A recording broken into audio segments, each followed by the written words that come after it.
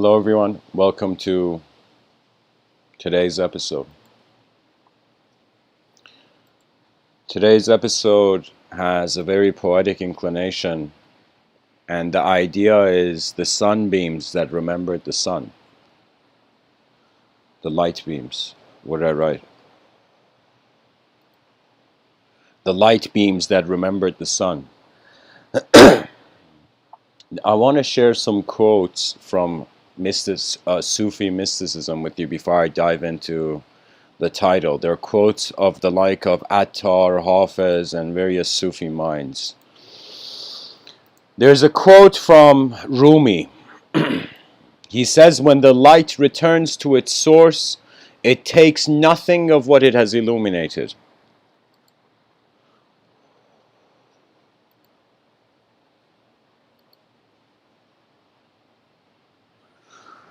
Rumi says, being a candle is not easy. In order to give light, one must first burn.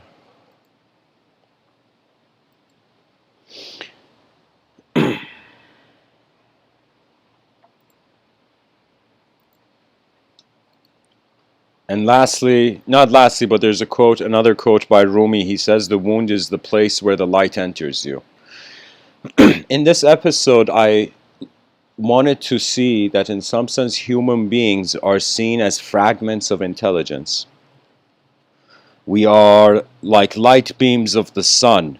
When we are in existence, there is a light, there is something being illuminated, something shining.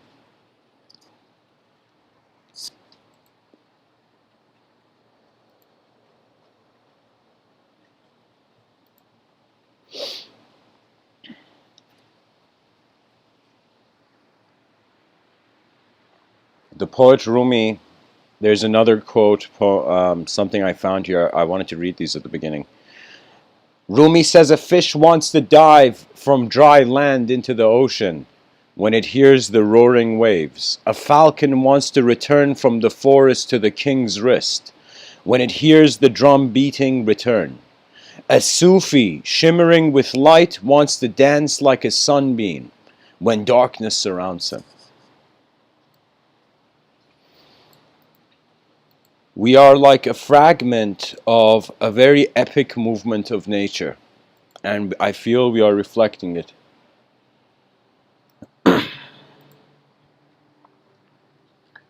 So whoever is listening, I'm going to share with you this quote so it guides you. So it guides people's social media.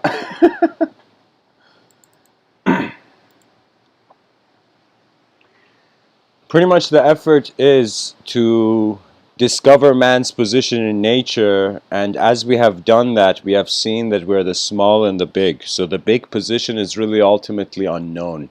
The small position is known in certain variations, in certain ways.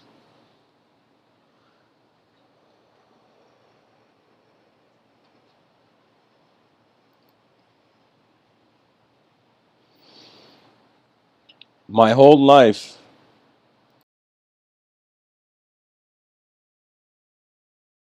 or I shouldn't say my whole life, but after a certain phase in my life, it became very important to try to see what is the human being's role. And we are an energetic design that has an opportunity for a little while to display itself. That means whether we like it or not, life is a dream for a temporary being.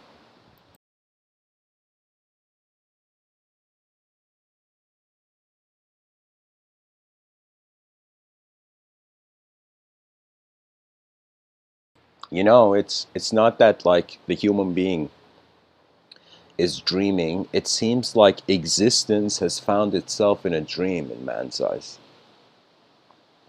where the beginning is unknown and the ending is unknown. And so it is the middle. We are the middle act of the human species. In 2020, we do not have immortal technology to see how far we can go, and we don't have time machines to go to the past and see the way the blueprints were drawn. We are the middle act of the cosmos. We are in a state of maintenance. This is Vishnu's abode. Vishnu, I would say this, I mean, there's different ways of speech in Vedic thought about the administration of the source intelligence of reality. But for me, Brahman was the creator archetype. Vishnu was the maintainer archetype. And Shiva was the destruction archetype. That means we tend to see these three dimensions as connected through time, where there's a phase where something's created, where there's a phase something is maintained, and there's a phase something leaves. You know? But these phases could be dimensions, because I have in many moments of my life when I have created something, I have noticed something else being destroyed. You know, this life is strange, where it requires a level of boldness of realizing that when you exist, it's your time.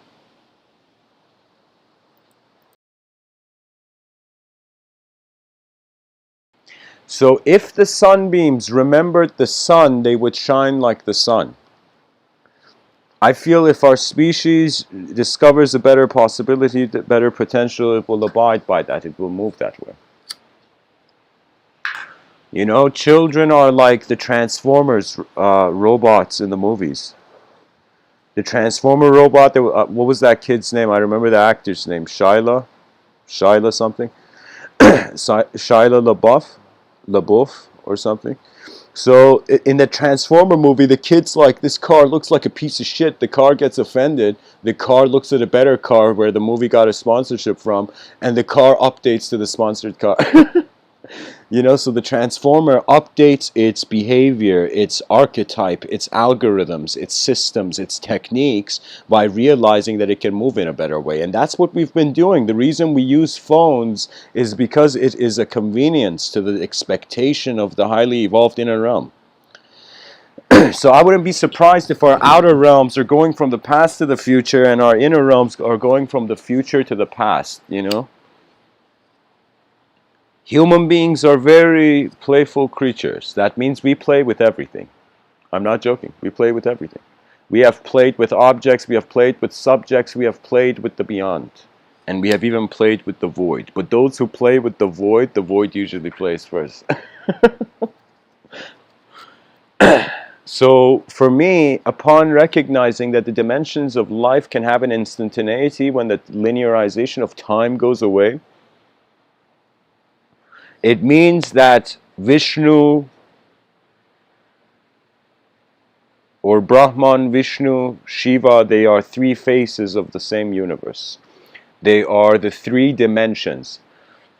You know, I had a very unique experience. There was a special event in the Muslim tradition, and this was in Canada, Toronto.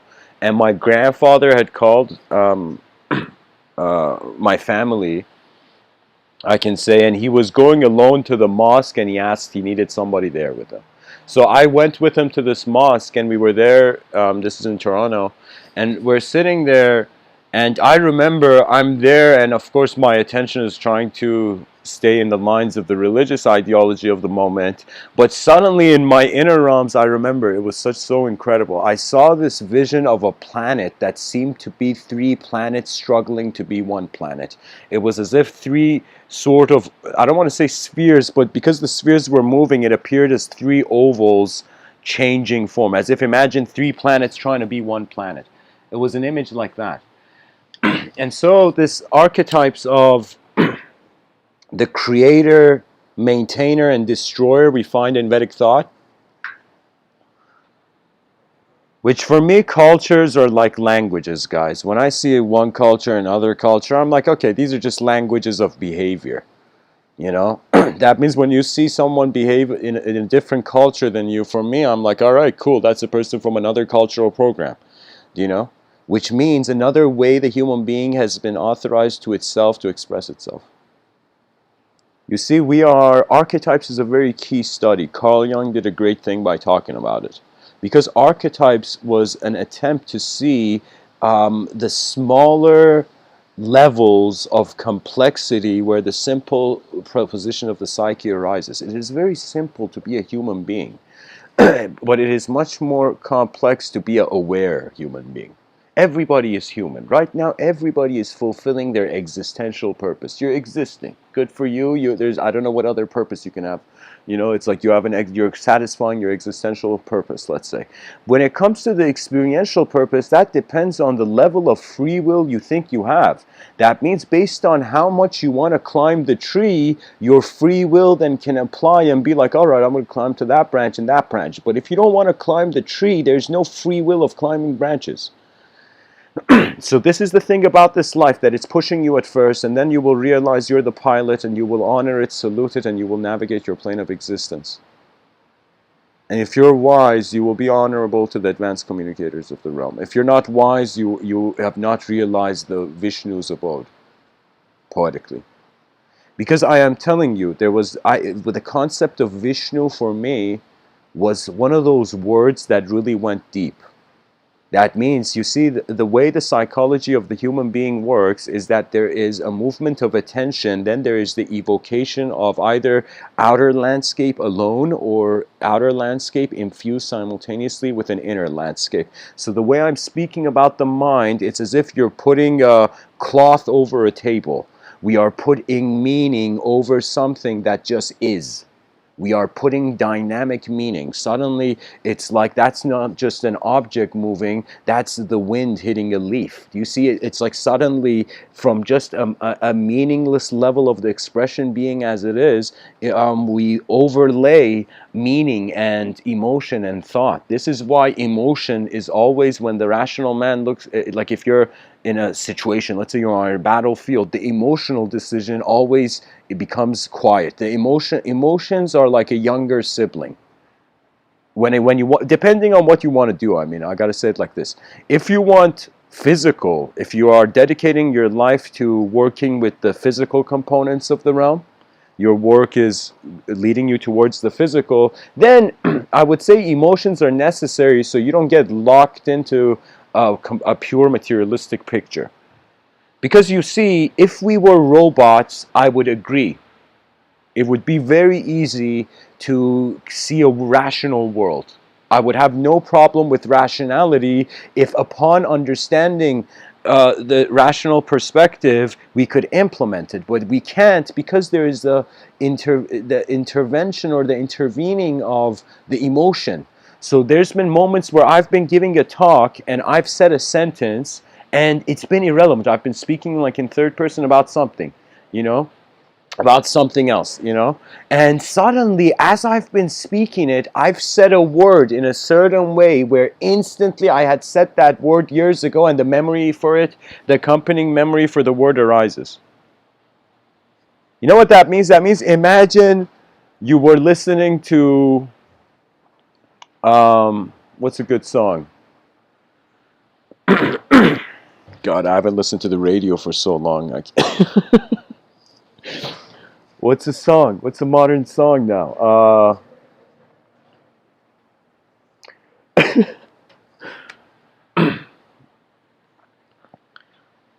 Sorry, guys. Let me see if I can wipe the dust off my uh, song choices.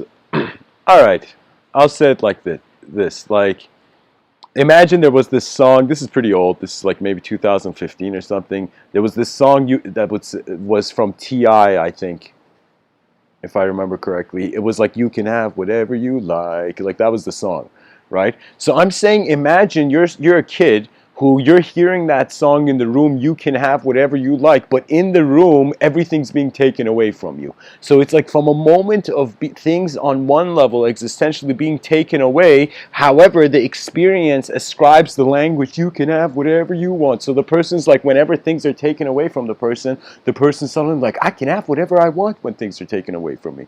You know what I mean? So there is a freedom. I'll give you a personal example. In my journey of giving these talks, trying to complete these 10,000 talks in the lifetime,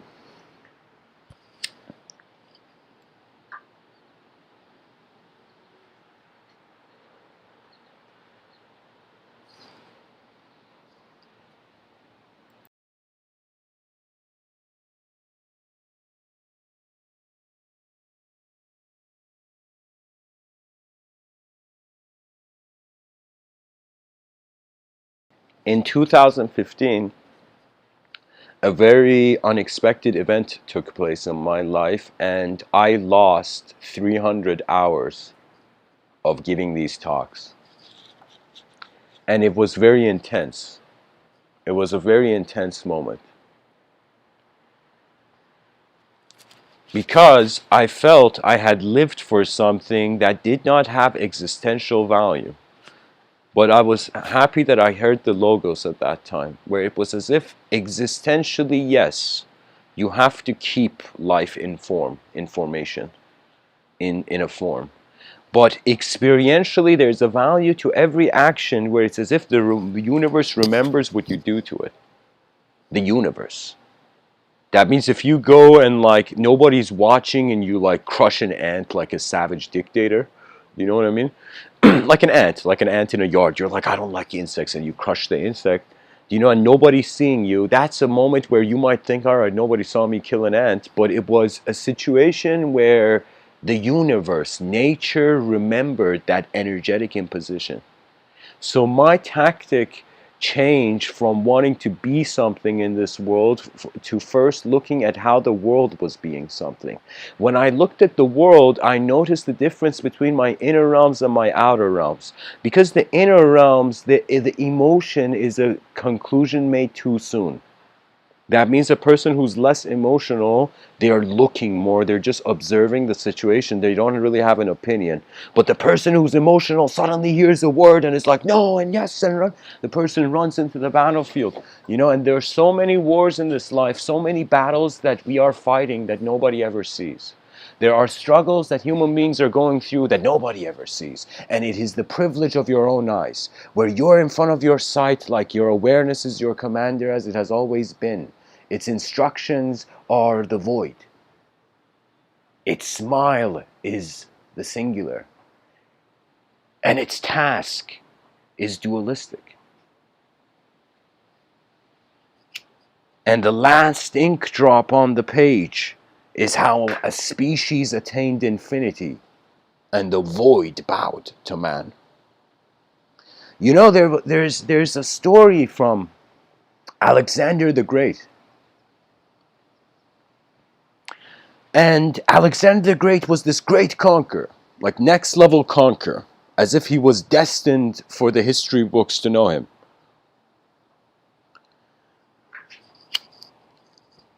He has conquered a lot. A great empire stands in his control. So one day he wonders, I have conquered everything as a conqueror in this realm. I have not conquered death. Death is the true conqueror. Time is the true conqueror. And Alexander the Great is so conscious at his time where he notices this. And he gives a command with the rise of a finger, you know, and he says to his men, go find the fountain of youth. The last conqueror, the death must be conquered as well. He was that level of a conqueror where he wanted to conquer death. For me, some people look at the Pharaoh and they're like, yeah, this guy was an asshole controlling slaves. And sure, I mean, that part's definitely worth judging. But on the same time, this being, the Pharaoh, he was trying to journey into the underworld. That means his free will did not stop when the world stopped. And that is commendable. That means even though you see on some level, it's very complex. Because when a good action is done and when a bad action is done, on a moral level, there are stories that have been influenced by those actions. Therefore, morality emerges. But before we bring the whole moral lens upon the moment, there is a lens upon the moment which is design. That means everything in your life that has been happening, it's just an event, yet your interpretation of it becomes the story of your life. So when the sunbeams, remember the sun they arise from, they do not fear the darkness. When you realize that there is something in this cosmos that is endlessly trying to exist. When you see Brahman is in the room, you do not fear speaking to Shiva. When you see Shiva is in the room, you do not fear speaking to Brahman. And when Vishnu is in the room, you maintain yourself.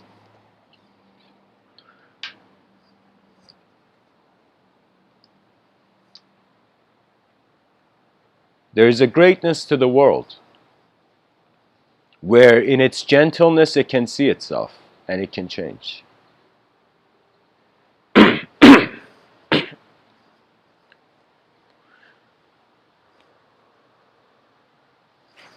You know, I changed my mind from sharing that story, but I will share with the audience a science fiction story where fans of my work perhaps haven't heard. I mean, I've shared it in maybe 2 other talks, in all the talks I've given so far. But it's a chapter of my science fiction novel, which hopefully it will be out soon. Trust me, guys, even as much as I give talks to people, like to a digital audience, I also give talks into the mirror, to the man in the mirror. Trust me, I have shouted at the man in the mirror many times. You know, there's moments in life where the man in the mirror commands you, and there's moments in life where you command the man in the mirror and your reflection bows before the mind can be in ignorance. Where you discover the self-reflective nature of reality, and the moment you see, your wings are open. The wings of the mind have opened. The inner realms have been activated. The moment you notice you're not a thought, your inner realms activate. When your inner realms activate, the way you process information as a creature shifts. And when the way you process information changes, just if you change your attitude to the information, the form is in another way. That's the remarkability of how advanced the vision of man is. That the species may fall, it may break, it may have so many odds against it, yet it says, what if? What if is powerful. It is the sentence that really conquers. Oh yeah, I remember I was telling you the Alexander the Great story, and you know, sometimes, guys, I share the story for the moral. If I get to the moral earlier, I leave the story. But I'll tell you, pretty much Alexander the Great, just to wrap up both stories, Alexander the Great says, find me the fountain of youth. After a day, his men are very loyal. After a day, they come and they say, the wise men of the land come and say, we found it. Oh, great Alexander. And Alexander the Great's like, nice. And they go, Alexander the Great says, nice job, guys, you know, have a beer. You found the fountain of youth, you know, it's like, definitely have a beer with the conqueror. Anyways, what happens? Alexander the Great and his entourage, they go and they see it's this giant cliff, and the wise men say, when you go up this cliff, legend has it that there is a cave, like it's a cliff on a cave. Can you imagine? Imagine being like you're climbing a wall and suddenly there's a cave in it. It's like that. So Alexander the Great realizes the place the cave is placed is the position where the cave is placed is it's too strange, as if only a solo you can get to the fountain of youth. You can't get to the fountain of youth as a group. Alexander the Great starts climbing, you know, and it's this next level climb. He's not even sure how he's doing it, and he gets up there. And Alexander, he gets up there, he conquers the cliff, and he goes up and he sees the fountain of youth, this water emerging from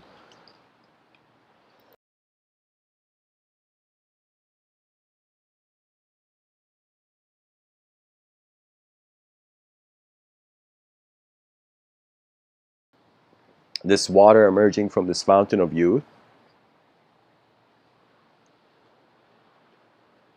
Pretty much just there's like some part of a river in the cave, at the edge of the cave. Sorry guys, let me change this song I'm listening to. It's too melodic. Just hang in there.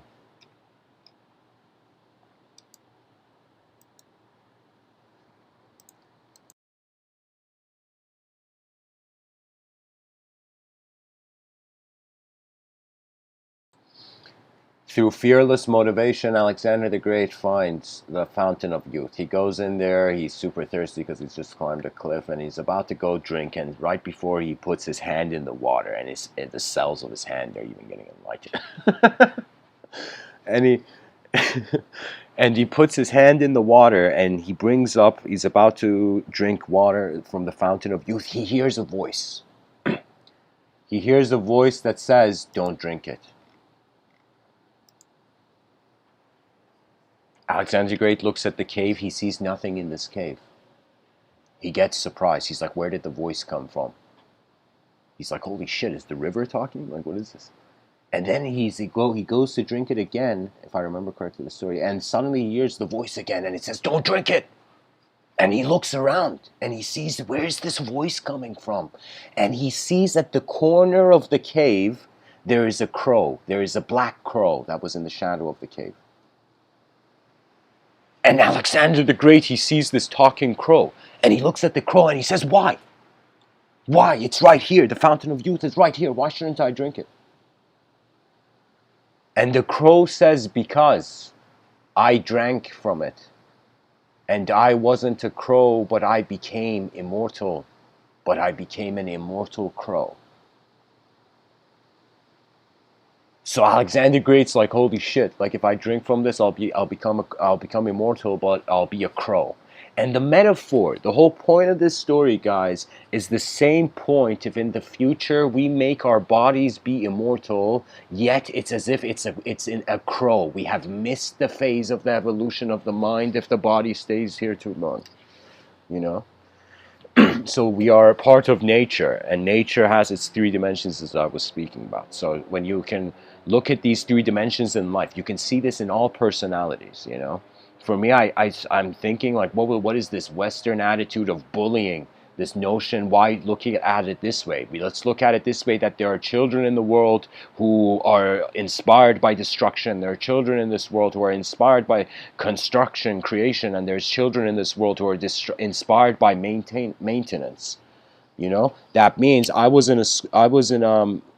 was a few years I was living in Iran. I think I don't know how old I was, but it was like in middle school. And when I was living in Iran, there was the school, Tehran International School. It was like the Swiss-based English-speaking school, the only English teaching school in Iran, like properly. And anyways, long story short, there was recess breaks, and the school would just play soccer. Everybody in the school, there wasn't a single kid. There were only maybe like 4 kids who just played basketball, but everybody in the school. There was a lot of kids in the school who was playing soccer. Now, what would happen? It was that there would be fights. So when a fight would occur, you know what would happen? There would be an instigator. There would be one who would start it. And there would be one who would fight back. Do you know that means when destruction comes, creation stands up, you know? That means it's like this, or don't think the only human beings have siblings. The Milky Way has a sibling too, you know? We just think it's our neighbor.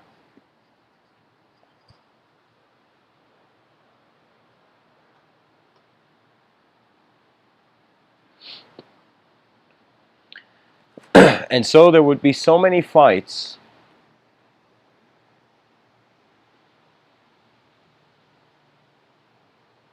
that there would be some people like Vishnu. You don't know how many fights I broke up, but at the same time, you don't know how many fights I've been into, you know? You know, it's just human will. It's the playground's intensification into the battlefield in an instant. What does that mean? That means life can be very simple, but suddenly, like, think about it.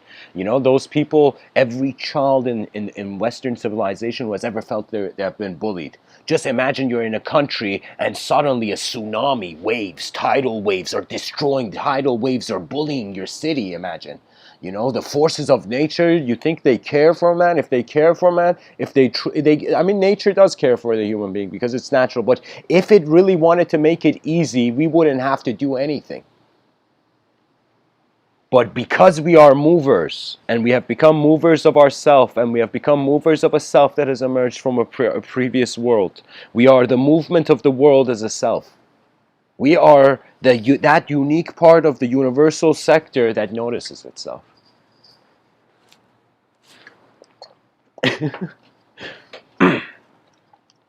I'm pretty sure, like, advanced extraterrestrial civilizations, probably, I'm speaking playfully here, they've passed by Earth and they're like, oh man, look at this! Look at this! Creatures, this part of the universe, like, has become aware of itself, you know? How adorable, you know? Honestly, it's as if we are a macrocosmic atom that has become conscious of itself. We are a conscious collection of particles. So you know what it is? This is the story of consciousness. On its own, there is no consciousness.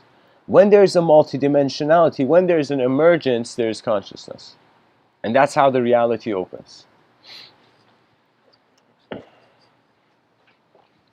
So the mind of man, the thought of man, the attention of man, these are all emergent factors of the intelligence of the being. You know, these are ways we're interpreting what is real in the realm.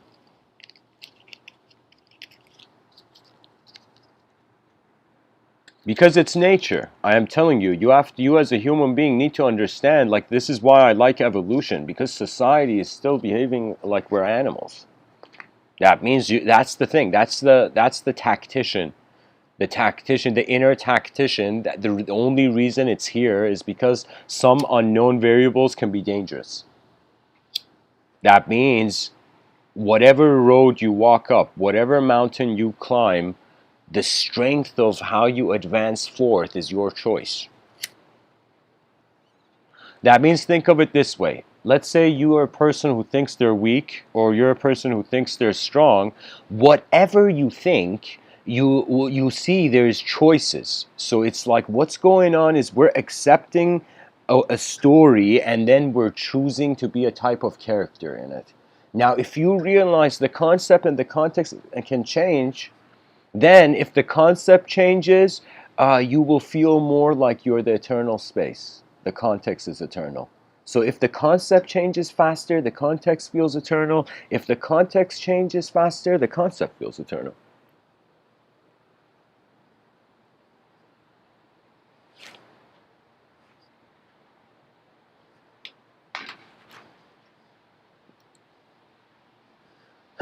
Excuse me.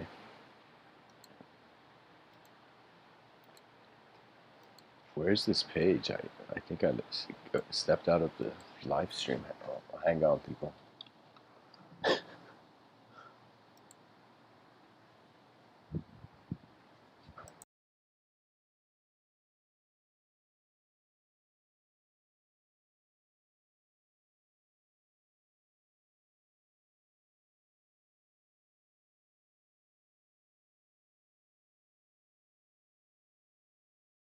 Okay, nice. Chat sections. Busy. Okay. So guys, any person in the chat section, anything you want me to comment on or take a look at, put MW in front of. Because if you put MW in front of it, then I'll try to figure out the context you're trying to share.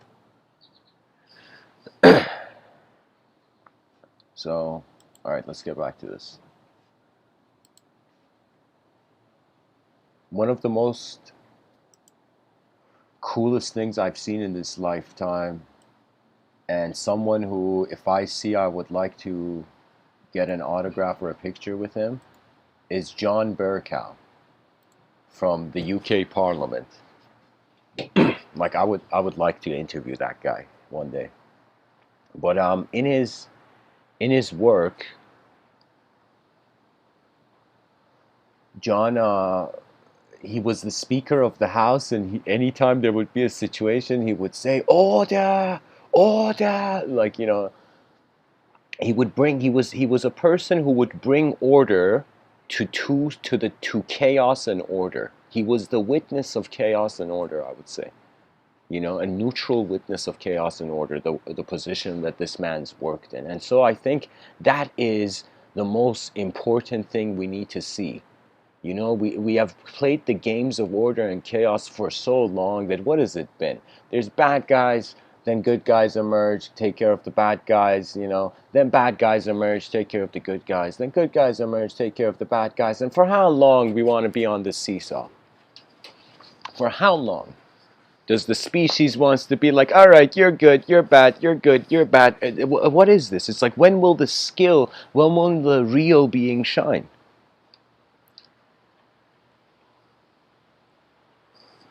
a story I never finished sharing from my science fiction. It was called, I don't know what I called it. It was something Lord Carta. It was the Central Sun Legion. Lord Carta from the Central Sun Legion. I think the chapter, I think I might have called it the Central Sun Legion's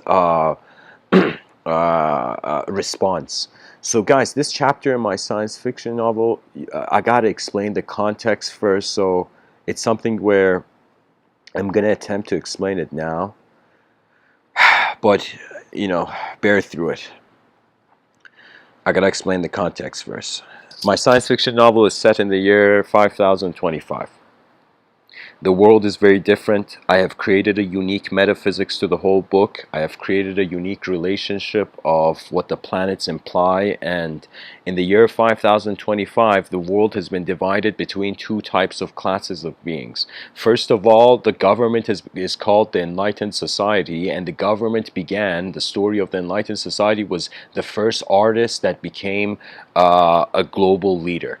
And the moment this artist became a global leader, this artist tried to make the most beautiful nation, and then all the nations got jealous and they started competing over which nation could make their nation more beautiful, more incredible, more fascinating. That means it's like we're competing over militaristic strength, but then it should change to we should compete over magnificence of skill and art, in regards to this. You see, competition is bad if there is a loss, but if competition leads to incredible win-win situations, you'll be like, yeah, keep it around. If capitalistic competition on some level is being ignorant to the system, but on another level is like, that's why we have iPhones and whatnot, you're like it's like sometimes we got to sacrifice certain phases of evolution for certain tools that we require, of course. But anyways, this chapter is called Lord Carta's arrival. The central. I don't know. Lord Carta is the main focus of it. Who is Lord Carta? I want you to imagine a being with incredible, with a sort of sun-like, fire-like golden skin. Okay, and this character has 4 arms, 2 legs, a gladiator-like helmet. Do you know? And let me see if I could find the chapter. What am I doing? Let me just see if I could read it.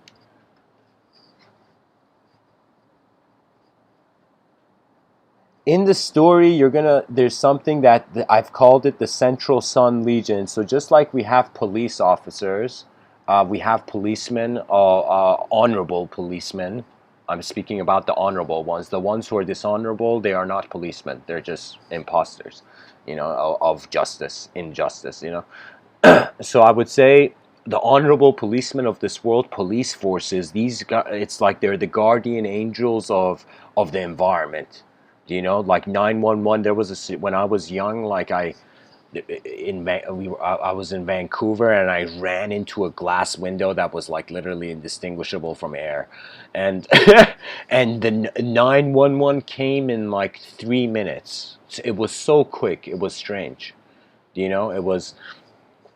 But so it was a sort of guardian-like force, defenders of the realms of culture and society. They're the defenders of culture, you know. So, anyways, in the book, I have this idea that all the sons in the book, they belong to this kind of galactic level police task force where it's called the Central Sun Legion. So all the suns in the universe of my sci-fi novel, they are headquarters for like galactic police force known as Central Sun Legion. Right? They take care of universes and whatnot, solar systems and whatnot. They had the central, everywhere there's a sun, it's like a headquarter of the Central Sun Legion. The whole idea of the Central Sun is unique to the metaphysics of my book, where they feel the center of the universe is a sun. So that means we are in the center of a sun. The metaphysics of it is we are inside a sun in this sci-fi novel. Let me see if I can find the chapter. Lord Carta. Well, it's not in this email. Holy shit. So probably not going to be the other one. I wrote this chapter in Italy, guys, in a town called Mozzate.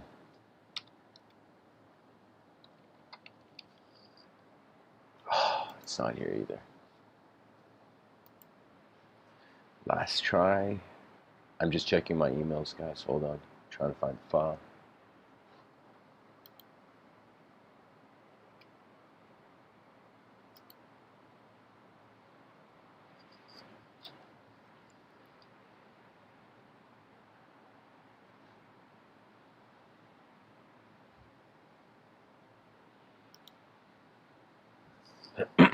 All right.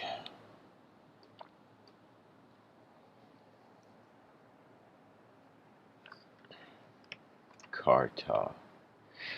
Yikes, it's not here. No way. All right. So, guys, the chapter's not here. I gotta do the best I can to remember it accurately. So, bear with me. Out of curiosity, how many people in the chat section actually want to hear the sci-fi chapter? How many people want me to continue with the talk?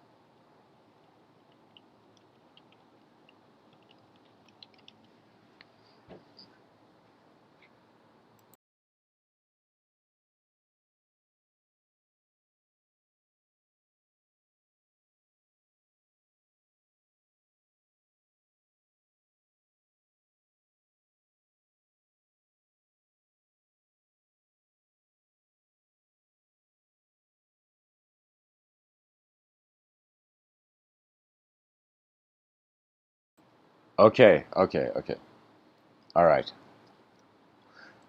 Okay, nice. So now there's a direction to it. All right, guys. So just to end off the sci-fi idea, the sun is headquarters for the Central Sun Legion.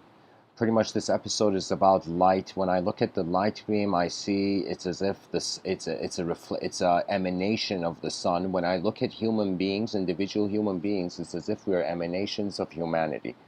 I chose this specific wallpaper mainly because I felt that there would come a moment in human psychology where we will wonder. We will wonder about what does it mean that a creature is in rhythm or in an awareness with its source. You see, we are energetic beings. A lot of our personality is an energetic display. A lot of human behavior, movement, you know. Sometimes I thought maybe these yogis stopped moving because they were tired. Like back in the day, you were just running away from wild animals not to kill you, and just a moment of silence was like enlightenment. You know, then you had to run again.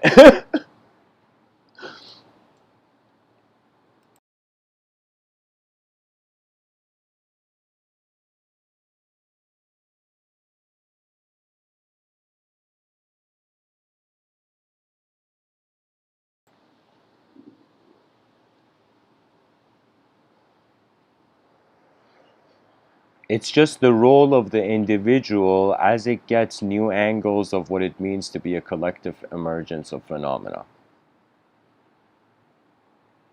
You can say that moment when the beehive is attacked and all the bees rush out, it's an honorable moment. They all are advised by one command: defend the base. You know, and so human beings have to defend their headquarters, but their headquarters, this notion that we're emanations of the sun, we're emanations of advanced humanity. So you see, the mind has an ability to see a phenomena, any phenomena, pinpoint any phenomena in the moment and see, notice simpler, the simplification of it, or it becoming more complex. Now, I'm saying that when we really go first simple, we take the route of simplifying things, we come to a point where then the complexity is authorized. That means the simple doesn't have an opinion on how complex it can get. That means the human being lives a great life, but it doesn't have an opinion on its greatness, but it is aware of the simple way the realm is kept. And if things become complex, it will maintain consciousness of it. For me,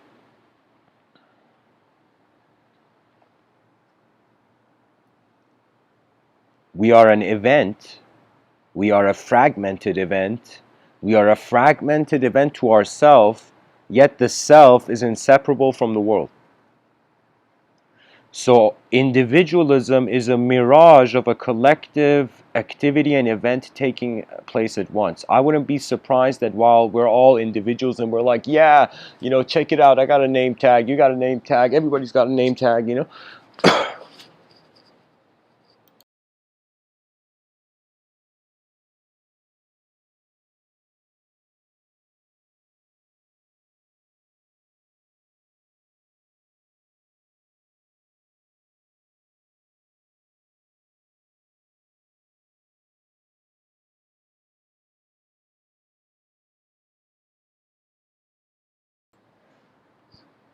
I wouldn't be surprised if there's a collective being. Like, I wouldn't be surprised that the reason we are conscious that we're individual is because there's a collective angle accessible at the edge of the depth of whatever the attention is here. Because what have a human beings been doing when it comes to ideology? It's time. Anytime you strip away time, any ideology, it doesn't make sense. It just becomes, you know what it is? It's literally like drawing a picture.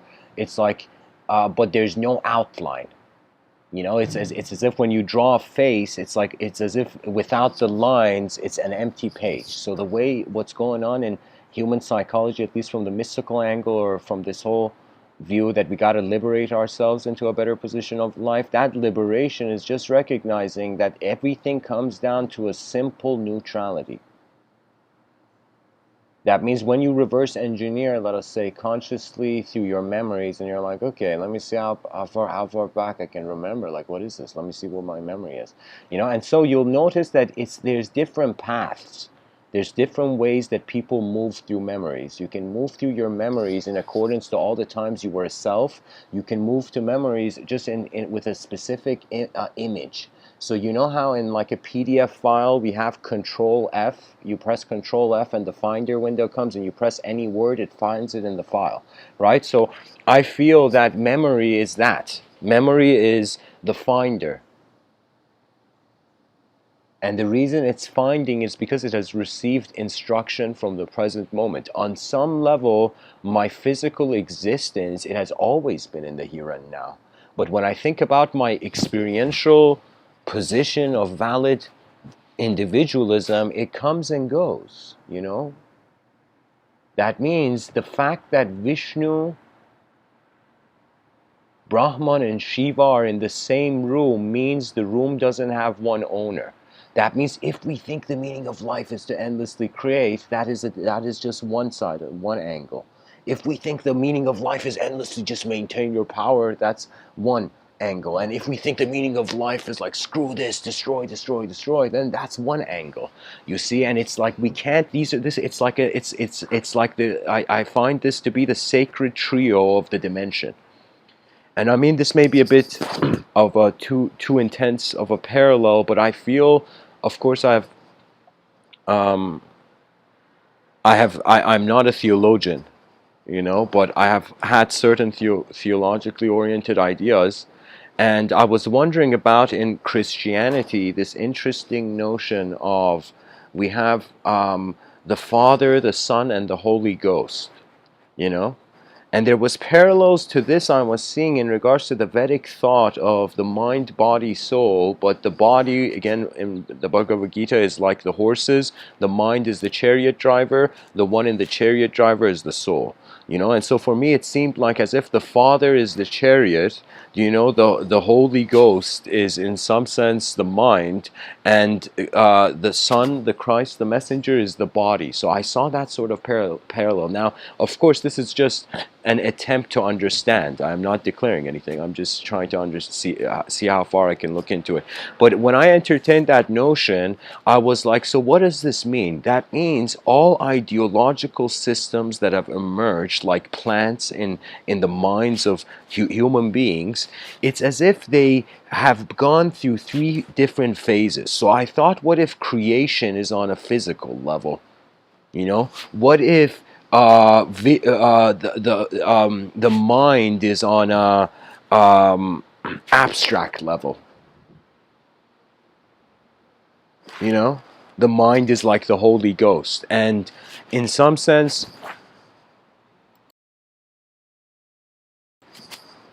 the soul is the space of the space where the body is even emerging. Let's say.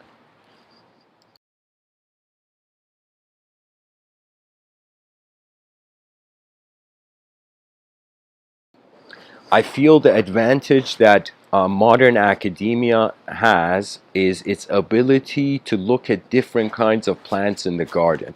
The educational system, it's very far from perfect. I mean, it's like sheesh.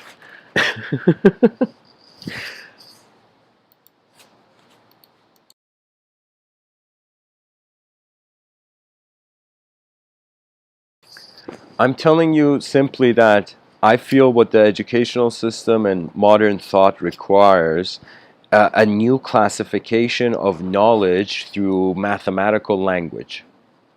Because mathematical language, there's less of a right and wrong. It's mathematics. It's like a pure language. Do you know what I mean? I don't know how to tell you. It's like a language of form. But for example, the English language is a language of abstract forms. You can say mathematics is a language of precise forms. Now, the mathematical view would mean anybody who talks about morality will be like, number two, we see it, they're talking in the lens of number two. And all those people who speak about oneness and unity, they're speaking in the number one, idea of the number one. And those people who are like emptiness or nihilists or whatnot, they're speaking about the number zero. And those who are talking about the infinite and the beyond, they're speaking about the infinite. These four symbols, I feel, can usher in a new level of acknowledgement of information, because the issue is not just gathering information. The tribe can gather berries, but then it has to learn how to make a milkshake from it. You know what I mean? So so it's one of those things where it's not just enough to attain something. It's you wondering enough about your own life and being fascinated enough by your own intelligence to try new ways on this solo journey. Buddhism has a very unique approach where it says you're born alone and you die alone. It's nature. Like the plant arises in the garden and then something happens to it. So you can say the purpose of existence is for something to happen to it. The purpose of our lives is for something to happen. The purpose of our lives is an experiential event, the experience of an event, rather than per se just a certain ideological classification of what existence looks like in a certain moment. You know?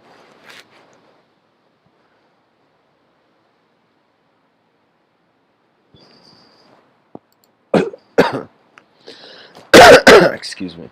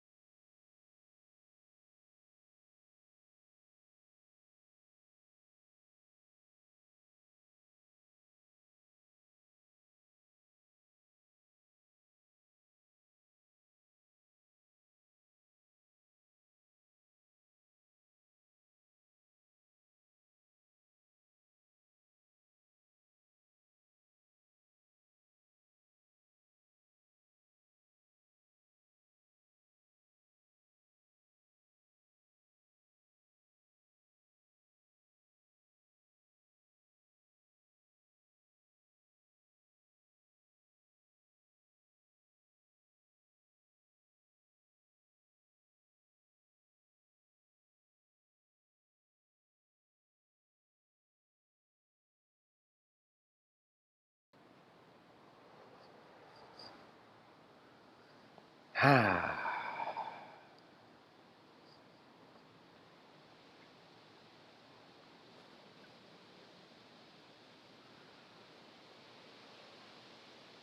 very hard to find a purpose to the wind.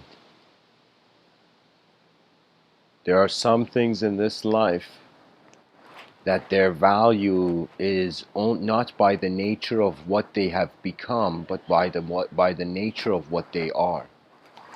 That means man is right now getting comfortable with visible awareness.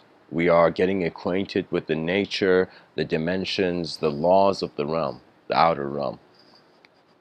The civilization will get to a point where it will notice the inner realms, and then the great questions of the mind arise.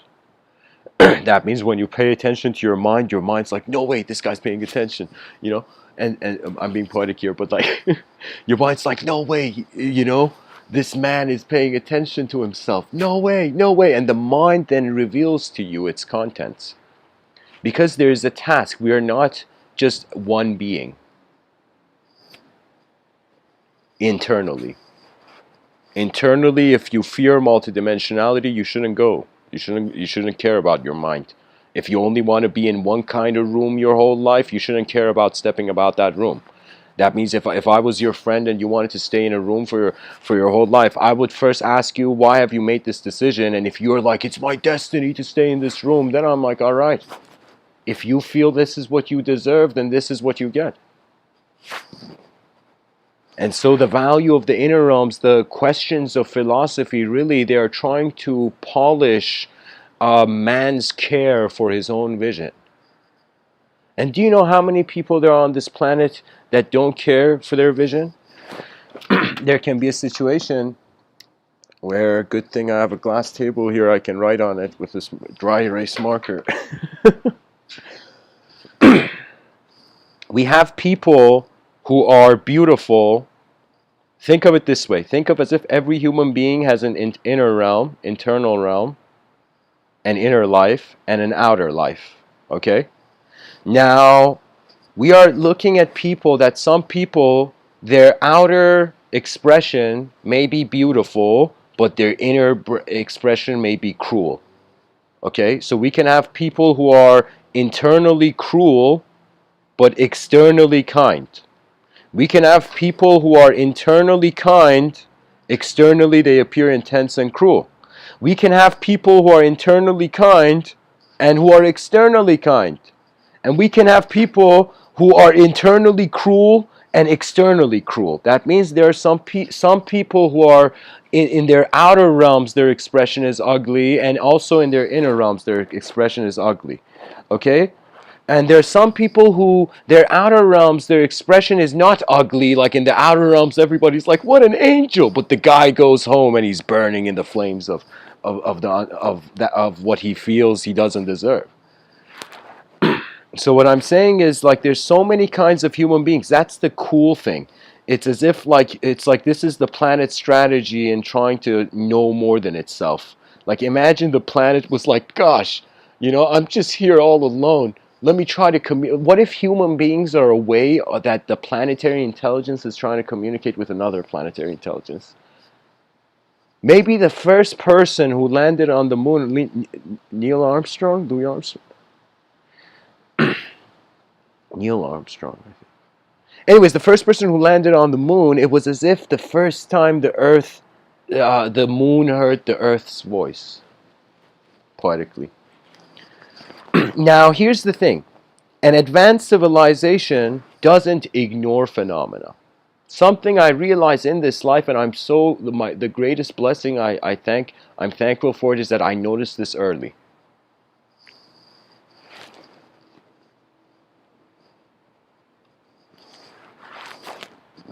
That life, if it wants freedom, has to care. There is no freedom without care. If you don't care for yourself, you become shackled.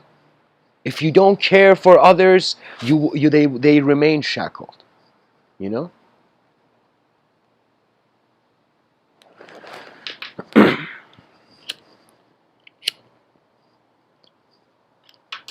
the insight was that everything changes and that's how everything remains.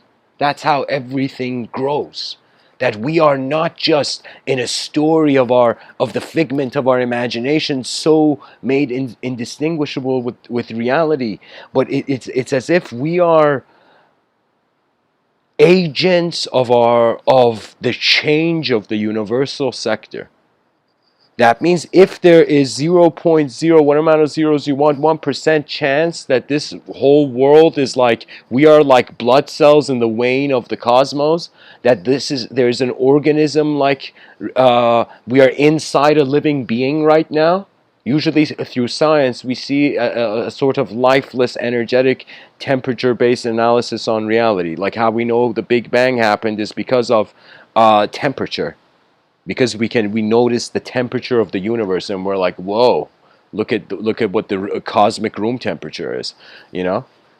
And so from noticing cosmic radiation, we could in some sense picture an event taking place. So man's knowledge is never new because we are like unknown eyes opening up to the knowledge of a system. It's like we're seeing the system for the first time, you know. So if we are in an organism, it would be a suggestion that inside our blood veins, 0.01%, whatever amount of zeros again, like if there's a slight possibility, it's like imagine the cells in your heart. They made languages, their own sciences, their own culture, their own belief systems, right? And some of them sat there like yogis and they're like, what's the nature of the human being? You know, they realized the cells in your vein, regardless of their conscious technological advancement, hypothetically, will have no way of being able to know why you're going to work. You see, there's some mysteries that are beyond our eyes. We can only honor the unknown at that point. And there's some mysteries that are not beyond our eyes. They are the task at hand. They are the roar of history. They are the roller coaster of the lifetime. They are the event where we are made for.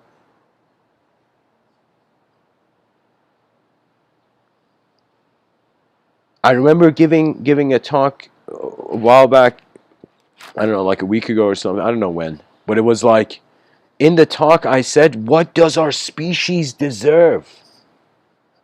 That means if we see it from the past, we deserve punishment. We messed up, so many mistakes. You know, how dare we pursue further if you want to judge from the past? But if you look at it from the future, you deserve everything as far as you can see.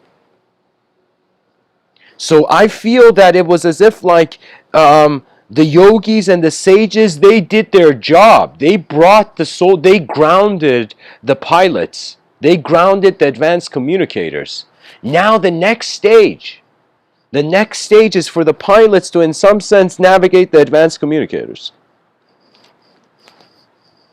What does that mean? That means you pilot your plane of existence. The pilot of consciousness navigates the plane of existence as the whole plane of existence. That means that moment, it doesn't matter if it was Beethoven or if it was Tesla or whoever it was. It was like in that moment, or Edison or whatever, like it was a moment where the human being noticed that the game is being played now. And if you think of, I won't be afraid to speak about this because there is this reality of people using a bridge the wrong way, and that's an extreme act.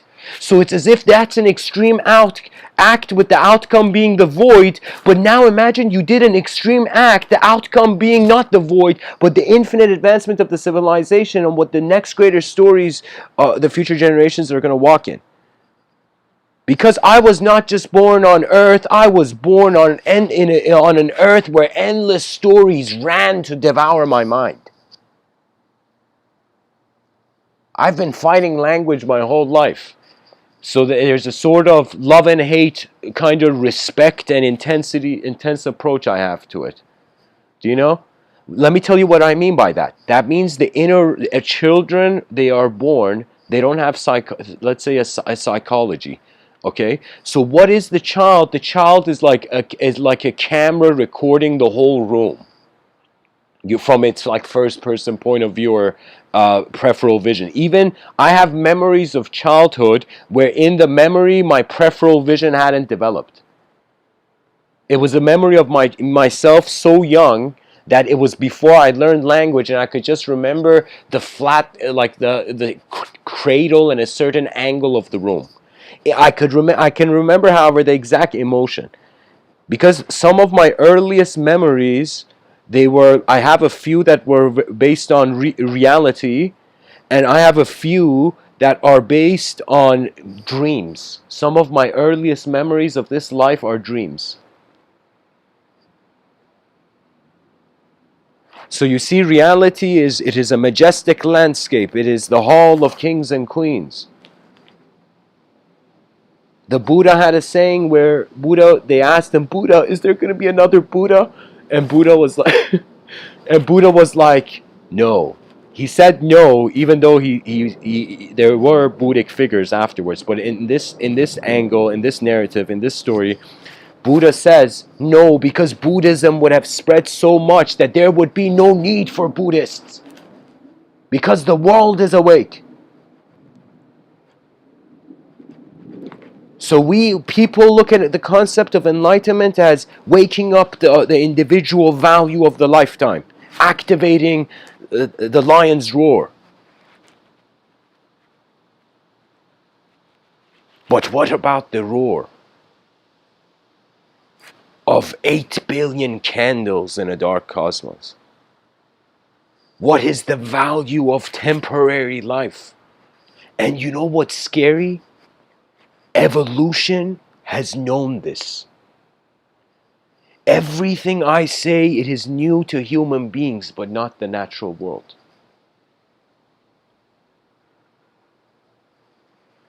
That in evolution is the weird moment when a creature wants to eternally exist to itself. It doesn't want to die. So evolution is an eternal urge of the inner realms to remain. Evolution is an eternal effort.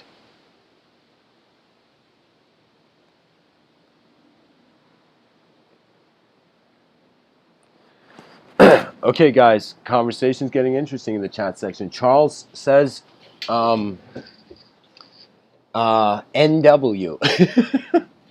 Perhaps those dreams are memories you brought in with you. Okay, so I don't know who NW is, but but if NW was here, I think NW would say, yeah, I'm not a stranger to this idea. I'm not a stranger to this idea that the human being brings with itself, that it's not just a tabula rasa kind of situation. It's not a blank slate where the philosopher is carving words on, like this child psychology. A lot of it is like that, but it's strange. There is uniqueness. There's ways that I look at pictures of my own childhood, and I look at my eyes in those pictures, and I wonder what was the inner realm of that moment. And some pictures I can pinpoint to some level of accuracy. But here's the thing. If you want to control your inner realms, if you feel you have to own your inner realms, then it's okay to storify and say, yeah, we're galactic beings who got amnesia and now we're just this weird human form. Like, yeah, I've heard that storyline many times. I've even heard a more complex acceleration of that idea towards the notion that this universe is a prison, because that's what a dream means. That's what a simulation means. To the yogic mind, of course, they didn't have the sophistication of the world we have now accessible to them. Their inner realms were more sophisticated, though.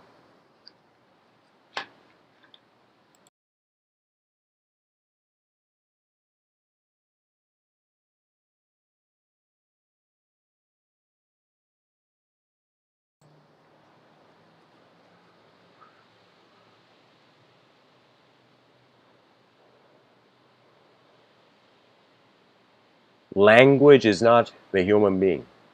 There is definitely a level of articulation going on that is observing the language before setting it into motion. That means when language accelerates, it becomes an image. When images accelerate, they become a rhythm. When a rhythm accelerates, they become an experiential rhythm. When the experiential rhythm accelerates, it becomes the unknown moving the known, because where else can you go after the infinite unknown, you know?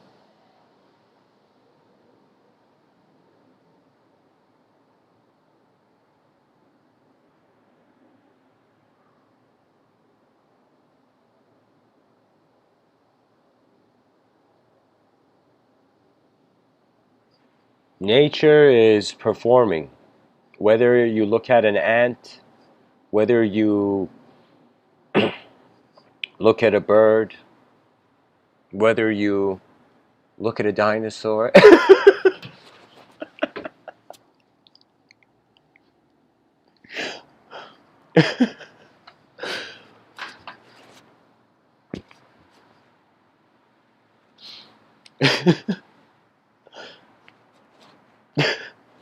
Whether you look at, you know, leaders of nations, whether you look at it, you see we're all performers in the conscious waking state.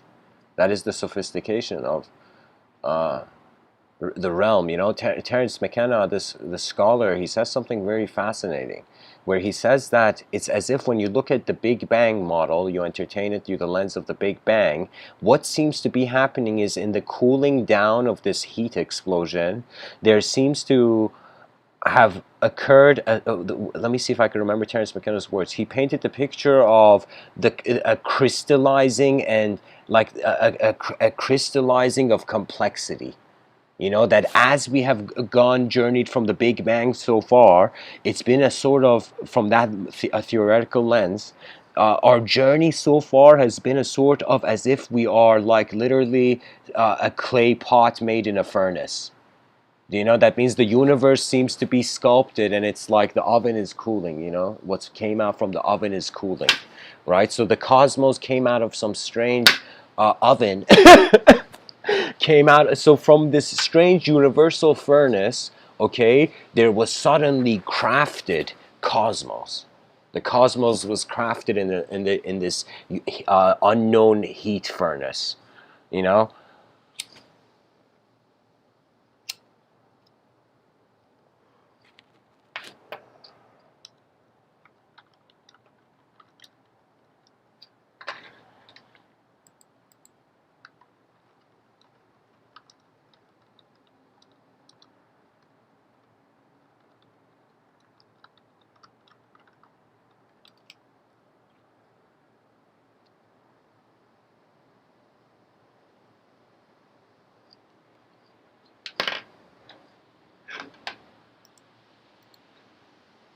Because, guys, let me tell you, hope is nice, but it gets boring. Hope gets boring quick. Hope gets boring after probably like 3 failures. After 3 failures, when there's hope is gone, the illusion of hope. Not that hope is wrong. I'm just saying that it's like a promise. It's a promise that you hold true to yourself in some sense. It is an unchanging expectation of the inner realm in a phase of change. I'm just saying there will come a moment where people will open the doors to their homes and they will step out into a civilization that deserves now a way more advanced attention of the human being to it. You see, no system can update if attention is not there. Think of it this way. If people don't live in a house, that house gets old throughout time. You know, it's like there's no life in it. So where there is life, systems evolve. Now, any ideological system that has restricted a life being poured into a branch of knowledge has stopped the branch of knowledge growing. So the approach we need to have is we need to, for the first time, water the true tree of knowledge on this planet. We have to present. Here's the thing. Sometimes you gotta enter the room before you can uh, step out of it, believe it or not.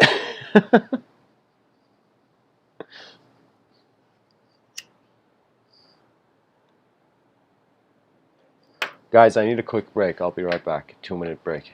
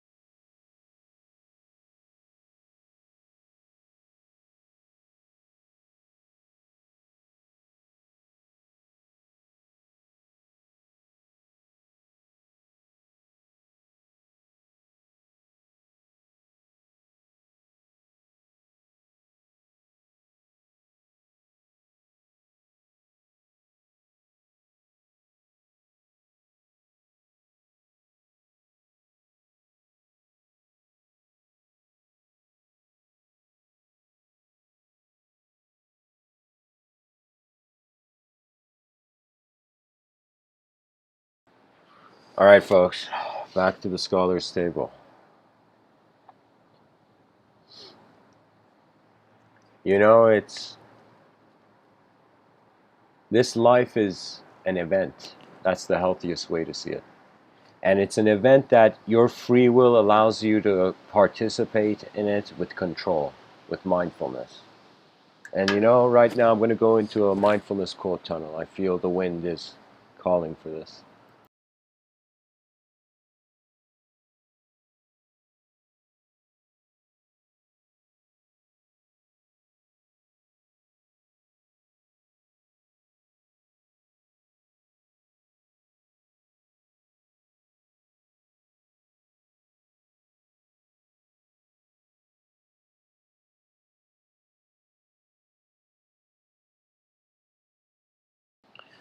Guys, there's so many results for mindfulness quotes online where it's like Google's like, I thought you never ask. You know? So many people have shared ideas about mindfulness. Let's see.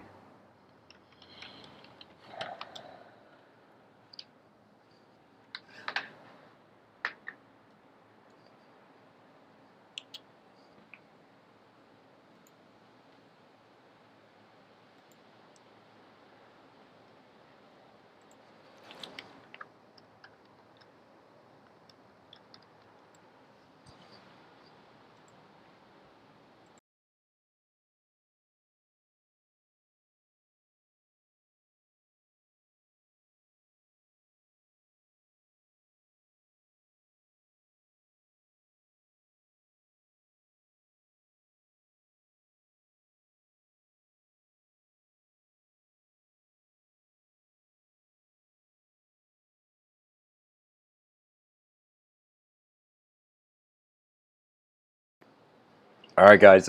Anybody who's new to the channel, a quote tunnel is pretty much. I'm looking at the inner realms of people who have shared ideas on a certain theme, or it's just a certain person's quotes. Now the theme is mindfulness, mindful. Be mindful, even if your mind is full. James de la Vega. Be mindful, even if your mind is full. Thich Nhat Hanh. Live the actual moment. Only this moment is life.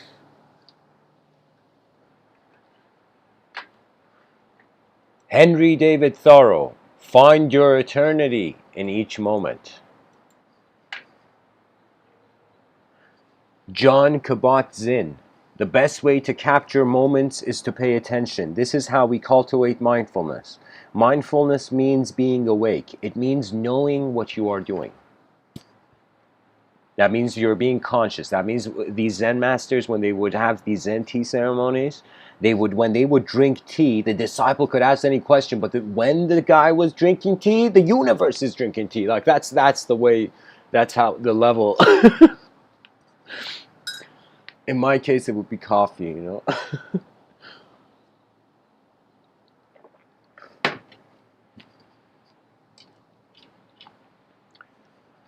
Lao Tzu.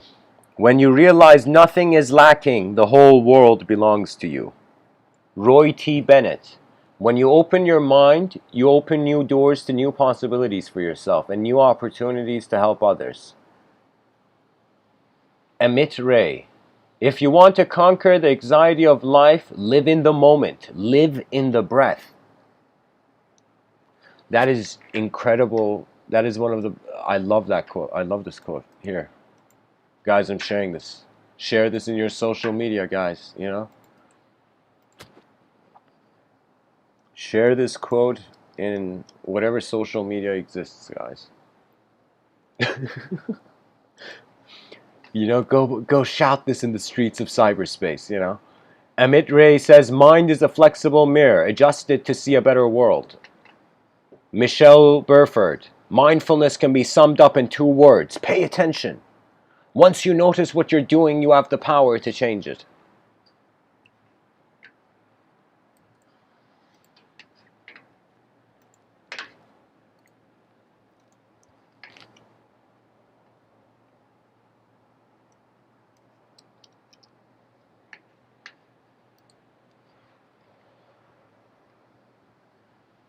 Hamilton Boudreau.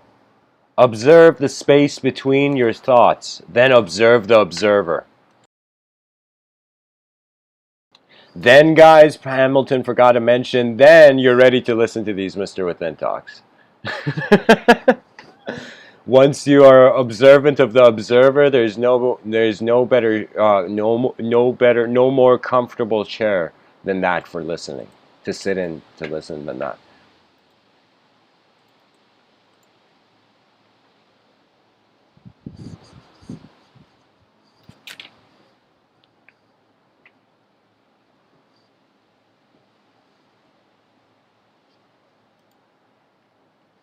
Jalaluddin Rumi. Jalaluddin Maulana Rumi. Let go of your mind.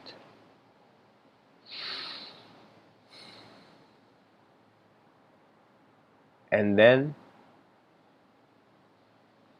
be mindful. Close your ears. Close your ears and listen. Close those ears that belong to a thought that thought it could never change.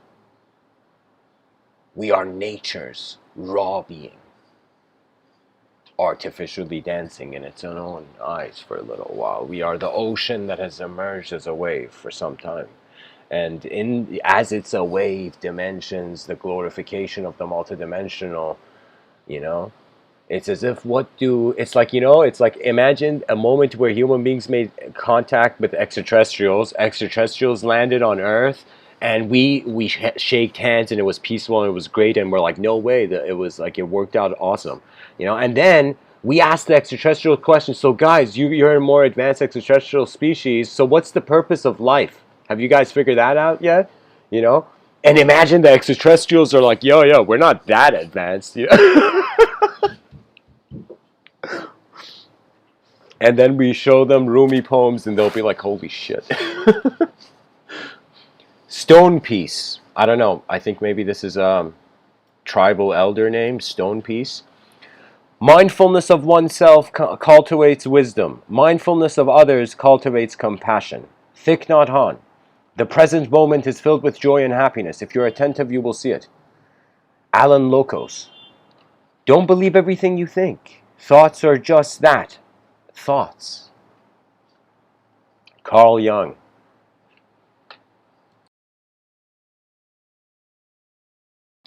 Guys, I want everybody who hears Carl Jung's name to just salute the moment. Carl Jung was a very advanced communicator on this planet. One of the early pilots. Carl Jung says your vision will become clear only when you look into your heart. Who looks outside dreams. Who looks inside? And as I would say, who goes within awakens. You see that life is not just an image, you are the processor of the image. You see, life is not just about processing, there is a watcher component. You wonder about the watcher and you see the endless sky and you're like, whoa, could it be that my eyes are as endless as that if they could just continue? And so it's really this romanticism of continuity in ways that our mind adores and in ways our mind may be scared of sometimes.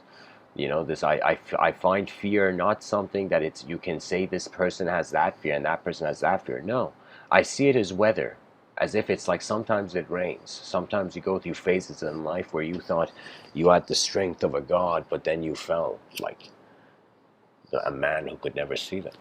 So what I'm saying is, it's like we have what's the term? We have stripped off legend and greatness by making ourselves equivalent to just the meaninglessness of atomic dirt.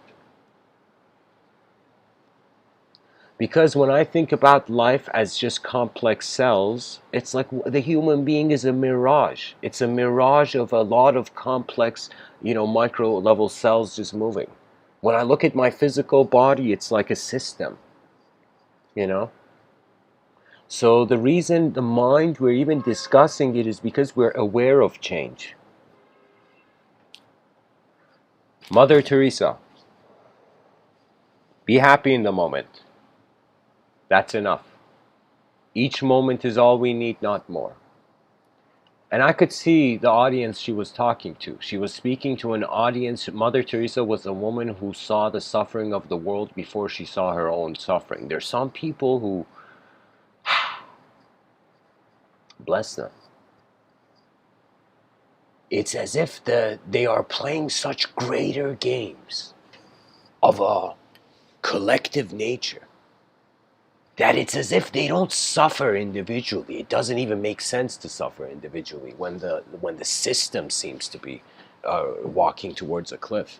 You know, it's as if it's like, imagine we're all on a giant turtle's back, but this turtle isn't in the ocean. It's walking at the edge of a cliff, and we're like, holy shit, the turtle's walking on. But this turtle, where civilization's back has been made on its back, it's walking towards a cliff, and we're like, what do we do? And some people are like, yo, we got to build wings for this turtle. And becomes the first time where we find the giant eagle, you know? And then giant eagle helps this giant turtle where the civilization is on its back. That means, this is hilarious, we need to have the turtle. So, okay, there's a giant turtle, civilization is on its back. This turtle is walking towards a cliff. We want it not to fall. The easiest way, the way we're finding a solution is we're finding an eagle bigger than the turtle, and the turtle now is walking on this eagle's back. Imagine an eagle so big that this turtle, which civilization is built on, the turtle can't even see the head of the eagle. It's just in the middle of on the back of the eagle, and it's like, you know what I mean? Civilization is built upon many movements that when you come to the moment, you notice them.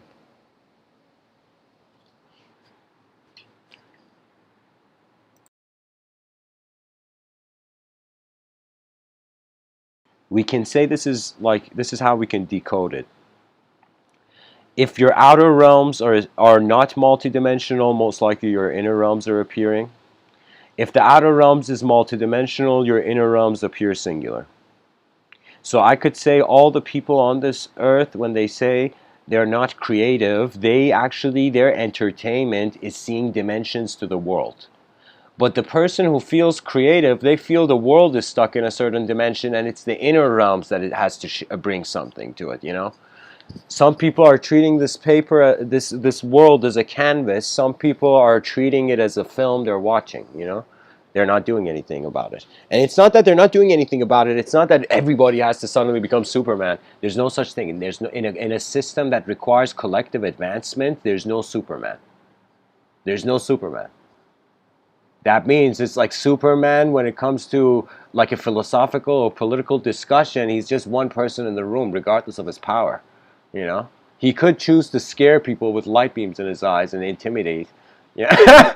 Can you imagine Superman running for president and is like the competing candidate is like, my opponent is like, holy shit, my opponent is Superman. You can't say anything about his opponent. Man, Superman, he had so much power, and he just worked in a newspaper company, you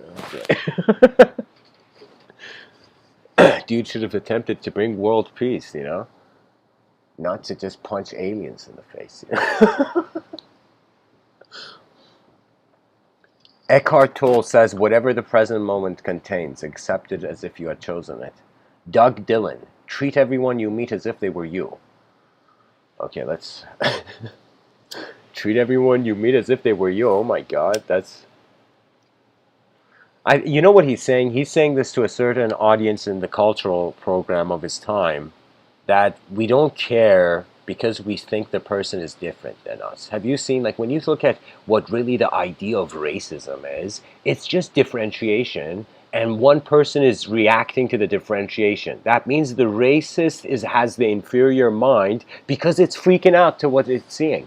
It doesn't have the wisdom to understand that in this world, how many colors are there? Do you know? That means to fight over color is the stupidity that didn't see the one light beam. You know? There's no time. These are inferior games of man's mind, the difference, because we are now realizing there's the whole faculty of intelligence. That means, does intelligence have a color? Does intelligence have a class? Does intelligence have a shape? Can you judge intelligence? Sorry, intelligence has a shape, but I'm saying, like, is it something that you can discriminate, or is it a movement? So if we thought of human beings as events, how can you judge an event? It's like, how can you judge one flower in the garden? It's like, that's insanity if you can't see the flowers in the same garden. That's like the most lack of basic discrimination. Because I'm telling you, that's what life is. No two plants, no two roses are the same. No two people even of the same color are the same. There's different DNA. What does that mean? That means we are only the same if we are the branches of the tree of the human form, the species. The species has to honor itself now. What else can it do in the void? Imagine we built such an advanced civilization, then like extraterrestrials make contact and they're like, yo, how'd you guys build an advanced civilization? And we told them, listen, sometimes when you're a survivor on an island, you got to survive well. We would tell that extraterrestrial because we didn't know the empires of our knowledge were built. That means we are playing this game because we want to see what happens, not because of what has happened so far. That's all jolly and fine, It's the future, which is the true film we're all waiting to see, and we're all getting previews on it based on how our free will, and if we treat the brain as an antenna. I've seen in my inner realms a human civilization where the human children, they have phones, they have access to the most complex technology. I mean, I've seen the evolution of phones in my science fiction to just small spherical orbs that just follow you around, and they're like the ultimate surveillance guardian, and at the same time they are it's like it's like hologram projection. So if you were talking to your friend, this sphere would project a 3D hologram of your friend. You know what I mean? That's the evolution of phones. We don't want to keep this stuff in our pockets, like it's my hope is that my phone follows me. I don't have to look for it. My phone looks for me, so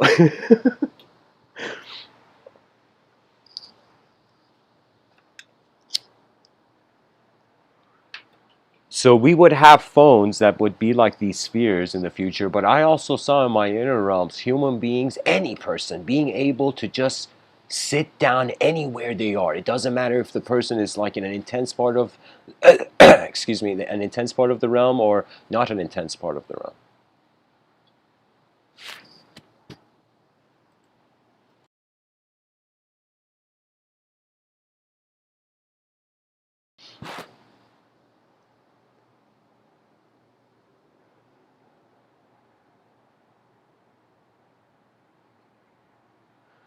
So you would imagine like you were walking in a park and you suddenly felt something was off. You felt something was off. And let's say you didn't even check with that spherical phone hovering above you, and you just sat there and closed your eyes. You just sat there and, let's say, cross-leg. The whole point of the Buddhic stance is like keep your spine straight and just let your body become like a rock in nature, like something you don't have to think about, so your attention can properly go to your inner realms. So just sit in a comfortable position with your spine straight. But anyways, the Buddha would sit. Sorry, not the Buddha. It's an analogy for a Buddhic mind. Children would just sit down. That person would sit in the park, close their eyes, and their inner realms would be able to signal them what event is off. And they would go and check with their sci-fi phone, and they would see, holy shit, war's broken out in some part of the world. That means it would be a level of human beings caring for the realm that our empathy extends beyond just the human form. It moves into our world, where we empathize with our world, where we are like, wow, life is an evolutionary step, and every challenge to it is a denial of that progression. you know. When I was young, it was easy for me to kill an ant. You know, I mean, sometimes in extreme measures, like if I have to kill an insect, I just bless it. Of course, if I have no choice, it's like you know, you got to spray like, you know, your house. But I'm saying generally though, my will is that the state of mind you do something leaves an imprint upon the world. And if you walk gently, it's as if you're building gentler memories for your future self. You walk more chaotically, it's as if you're building more chaotic memories for your future self. Horace says, live mindful of how brief your life is. Yes, acknowledge that the candle flame will melt, of course. It will go extinguish at some point. If the mind realizes its true nature before that, like Rumi says, like that light beam meshing in with a candle, like a candle in a light beam is like no longer a candle. It's the light beam. Thich Nhat Hanh says, walk as if you're kissing the earth with your feet. Bob Marley says, emancipate yourself from mental slavery. None but ourselves can free our mind. Raji Lacour, respond, don't react. Listen, don't talk. Think, don't assume. I would say observe. That's what he means. Observe, don't assume. Shamash Alidina.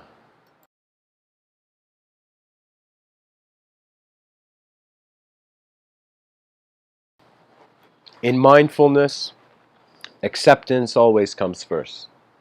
Change comes after. That means you got to accept your greater self before you can even see it happen. You got to accept your ability to hold the pen before you could write a sentence.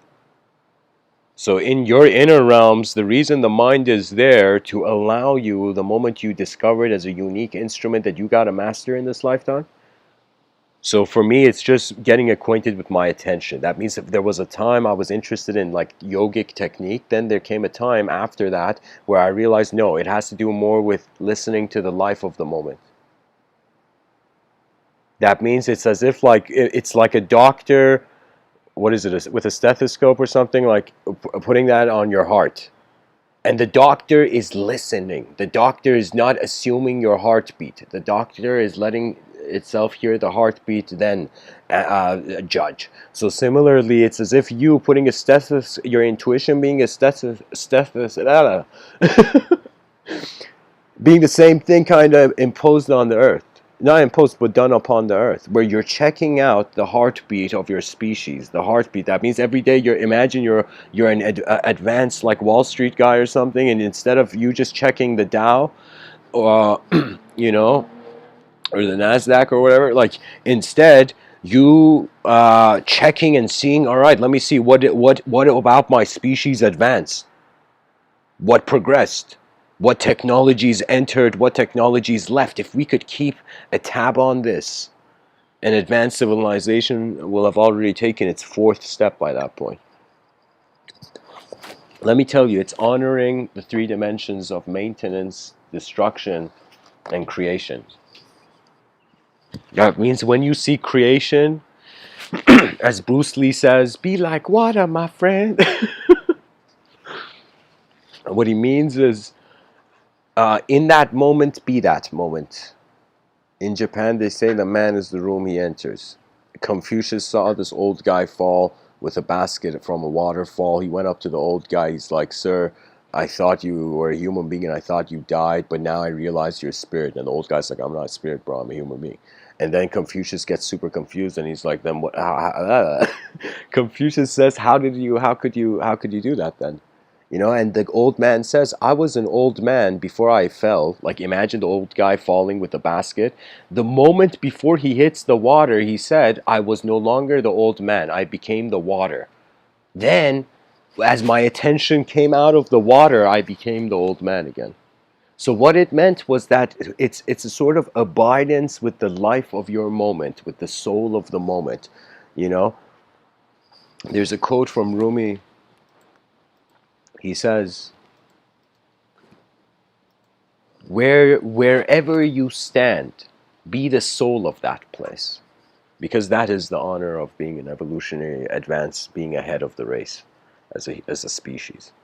Our species is like gods to the other species because we can see things they can't. We can notice things, we can access ways of expression. Like the most thing even not neurologists, linguistic professors are really keen on speaking about is, like, especially Noam Chomsky, in regards to what is this sophisticated of usage of language that the human being has. Because you look at, for example, a baby deer, and when it's born, it's ridiculous. It knows how to run and walk, and it's like a clone of its, it's like a copy of the genetical information that it was evoked through, you know.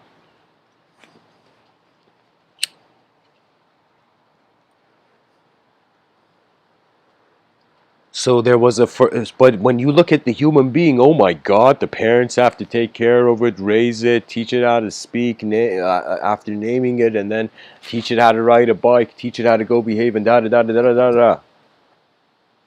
Until the child reaches a point of independence where the pilot is activated. You become a pilot of your realm. The psychology no longer is looking for an outer savior because the inner realms can save themselves. You can get up the chairs that you want people to pull you off. That's the value of honesty. You get to see what your real life is.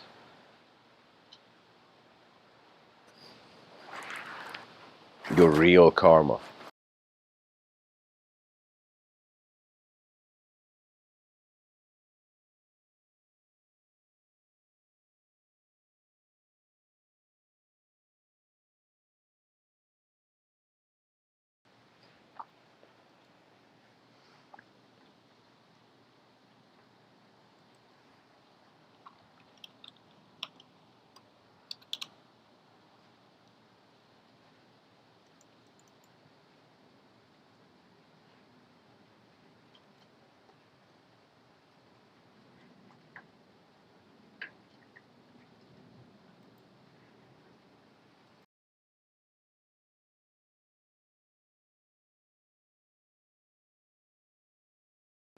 Guys, I'm gonna read some quotes about light.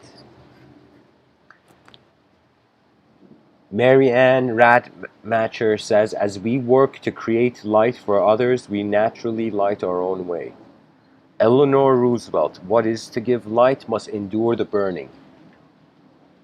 James A. Garfield, light itself is a great corrective. 1,000 wrongs and abuses that are grown in darkness disappear, like owls and bats before the light of day. That's the power of the conscious clarity, I would say. Marianne Williamson, light is to darkness what love is to fear. In the presence of one, the other disappears. What an incredible sentence. This sentence deserves to go into the museum of one of the greatest sentences written. Sir Francis Bacon, in order for the light to shine so brightly, the darkness must be present. Wow. Yeah, you need a bit of chaos to get a sense of what the order is. You need a bit of order to get a sense of what the chaos is, and then you pilot. It's like two wings to the airplane. To the dimensional attention navigation. Desiderius Erasmus. Give light, and the darkness will disappear of itself.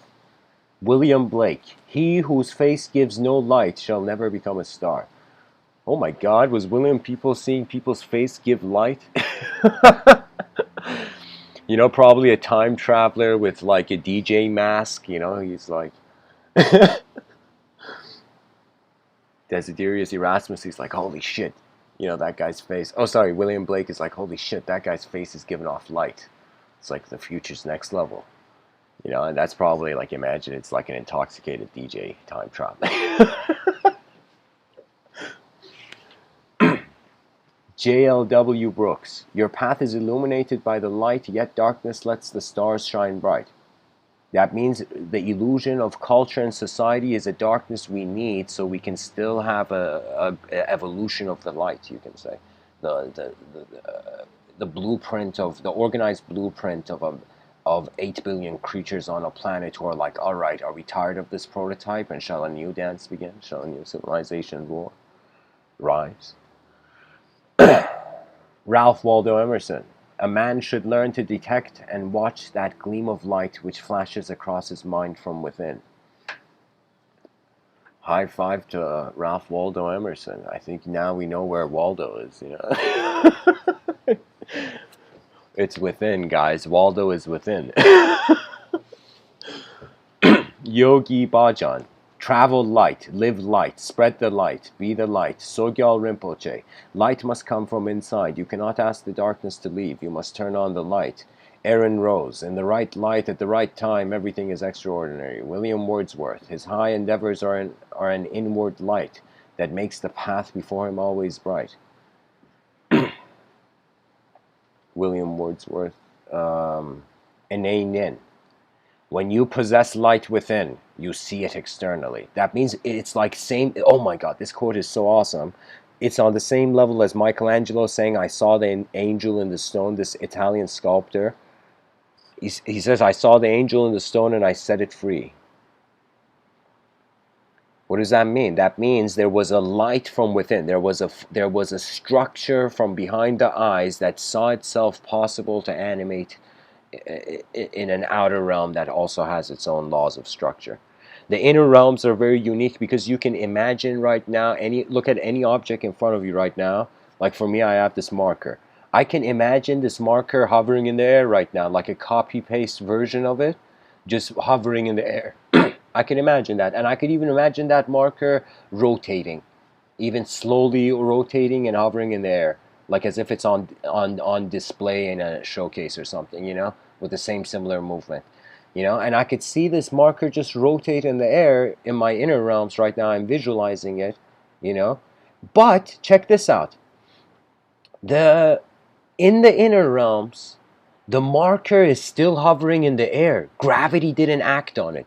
In my inner realms, telekinesis was possible in regards to visualization. And how imagination is like that private room where when we sit on the bus, the person next to us doesn't know what we're thinking, you know? And we don't know what they're thinking, you know? You know?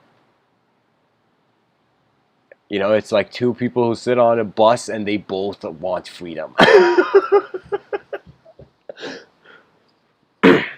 You know, usually when I see there's a battle, I'm like, all right, it doesn't make sense. Two tigers on the same mountain, no tiger is happy. So one of the tigers has to leave. The wiser tiger tends to leave usually. So we're like, all right, maybe this person really needs 2 seats, you know. But I'm just saying that in the inner realms,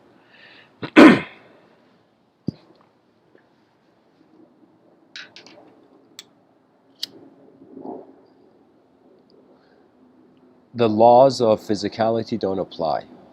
And that's where hope and possibility and visualization and imagination, all of it is occurring because of the inner realm's capacity not to abide by the laws of nature. So the inner realms is like a curvature to the laws of nature, or we can say the inner realms are the unknown possibility of the known.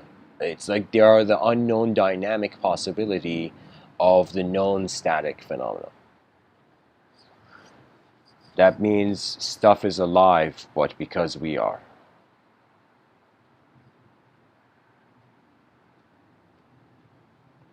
In a sense, to us, to the capacity of the inner realms. Because there's many things, many stores I have walked past where my desire has tapped me on the shoulder. You know, many moments where I have, in some sense, ran towards a devouring urge only to realize I had devoured how I had just looked down upon myself.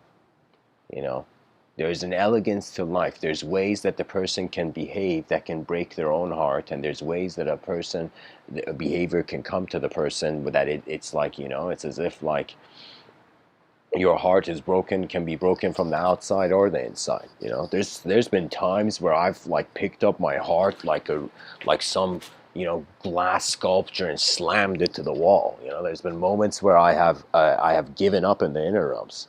And I've made a display about it even in the inner realms. Just I've been sitting somewhere just in my inner realms, though, the anger, the frustration, the rage. This is the technique where they say, any person who's angry, just sit down, close your eyes, and in your inner realms intensely use the energy of the anger to think about the situation. That means wield anger towards mindfulness, and then it becomes efficient power. Because anger is energy, by the way, you know. That means sometimes the soldier has to be pushed to the ground to realize how intense the battlefield is. You know, sometimes it's like you don't want a utopia. You know, a utopia sounds nice, but actually it is literally an inner extinction towards clonehood, or you know, or a system that's not updating because it has feared chaos. Chaos and order, they are like the children of how man's mind interprets the realm. They are both worthy.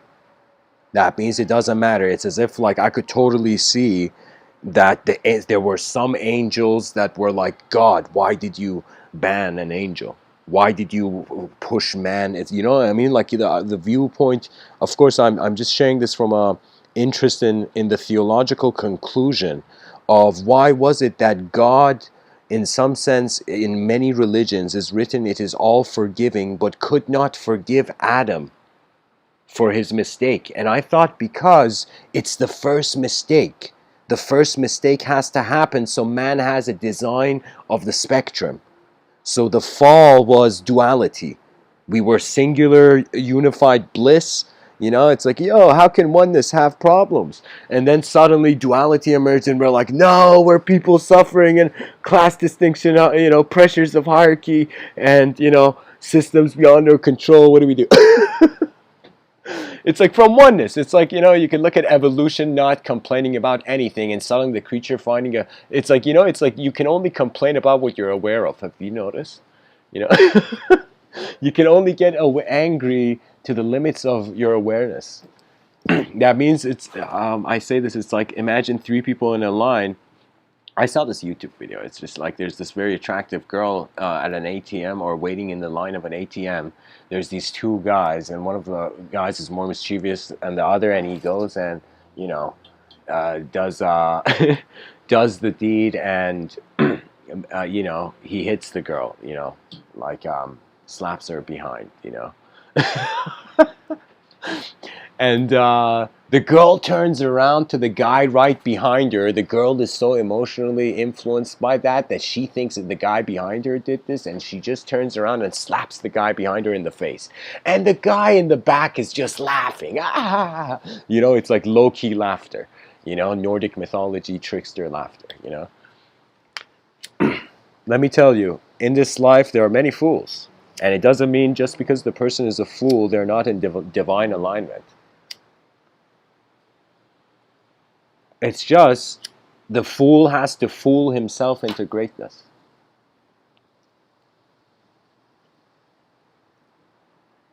So in that situation, the attractive girl's inner realms concluded that it was the guy behind her. Her inner realms was convinced this piece of shit is standing behind me, you know? And the guys, the two guys in the back, their inner realms, the guy in the back, his inner realms is so far from the consequence that he's just able to laugh. Let me tell you, when the consequence is close to you, you can't laugh, you know?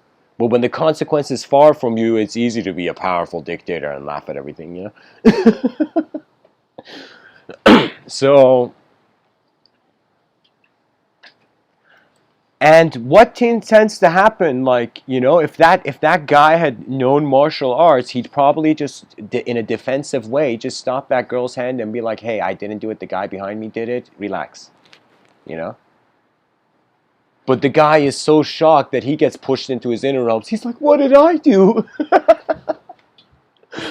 You know, so it becomes a situation where sometimes you got to know certain things can happen to the person where you're like, shit, I was just in a rough part of the street and the car splashed water onto me. Like there's certain karma is the whole point of karma, or even there's a word they call it Maya. Maya means in some sense like the movement of the realm.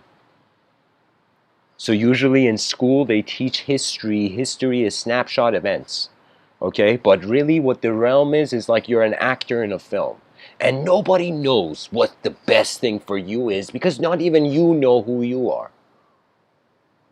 So the task is like the person has to look in a mirror and then after some point come into an acceptance. And without acceptance of a sort of the inner realm accepts, and then the outer realm skill is authorized, intelligence is authorized. That means any person who is shy, they have not accepted that it's okay for them to be them in the moment.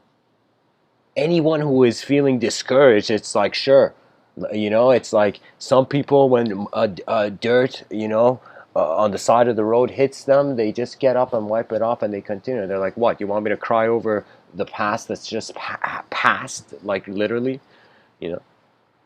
there's nothing. Literally, I think about it, it's like, what is wrong with the system? And I'm like, nature, it's like, how could nature be wrong? It's just an occurrence. I remember giving a talk, life, the grand happening,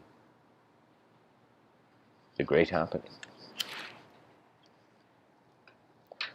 So guys, I'm going to read one last quote, share one last story, and then people can feel free to join the philosophical discussion in the Discord server in School of Athens. This is a Chinese proverb I'm going to read for you. If there is light in the soul, there will be beauty in the person. If there is beauty in the person, there will be harmony in the house. If there is harmony in the house, there will be order in the nation. If there is order in the nation, there will be peace in the world. I know this quote is from Lao Tzu. This quote is from Lao Tzu. So yeah. So check this out, guys. This is worth diving into. So first thing that Lao Tzu is saying is, if there is light in the soul, if there is awareness to self, there will be beauty in the person. The self will function naturally. That's the beauty in the person. If there is beauty in the person, if you're functioning naturally, there will be harmony in the house. That means once you're your true self, then you're ready for a true life. And so Lao Tzu is saying there will be harmony in the house. What does that mean? That means when everybody is okay being themselves, war stops. War stops when we become natural and there's a human sensitivity of an experiential language developing. If there is harmony in the house, there will be order in the nation. Just take that in. That means if households are incredibly advanced, every family, they're like, okay, my lineage didn't just, get through this obstacle, ninja warrior kind of historic timeline just for me to, have the same contributions as a tree to life. You know what I mean? So that means it's like you care for the greater harmony. In your inner realms, you accept the better, and in your outer realms, you can have it. Not that you can have it like, yeah, you can have it. I mean it in the sense like you will feel you deserve something when you have simply been able to comprehend its value. That means when you receive a gift, every time I've received a gift in my life, I have been simple. I have been like literally like a child. No way. The inner child's wonder as beamed in those moments. So if we get the households, if we build advanced families, not in like a lineage way where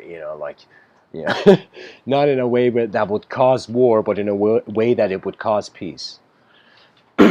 If there is order in the nation, there will be peace in the world. Now here, if there is order in the nation, let's imagine, okay, people got their, like the person, the conscious creature got its act in order, then in some sense it was like a natural, like everything was advanced. Let's take it to the national level where nations were being authentic nations. They were being honest, life-sensitive movements. And then Lao Tzu says there will be peace in the world. Why? Because every nation has inner peace.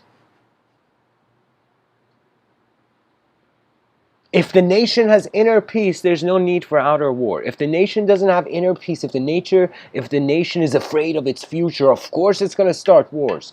Only the strong can not fight back.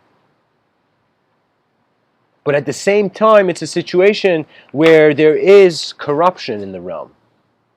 And the solution to that is, Lao Tzu is saying, the corrupt people have to look in mirrors and cry a little bit and act like a healthier human being. That's it.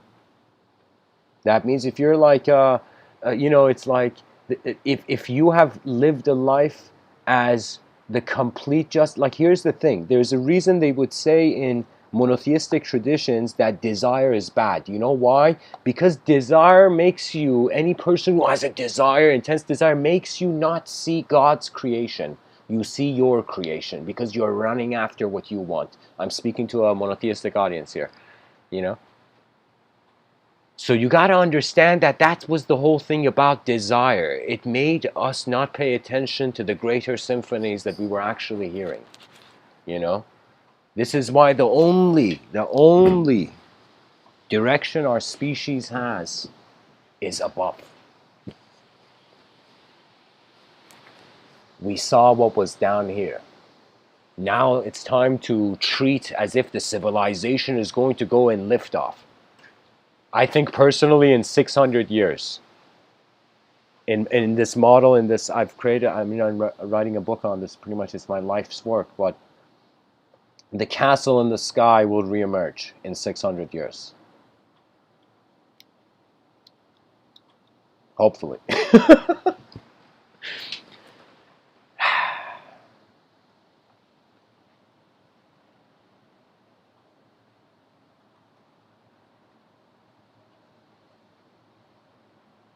There's this quote here, it's from Anonymous. It says, "The light at the end of the tunnel may be an oncoming train."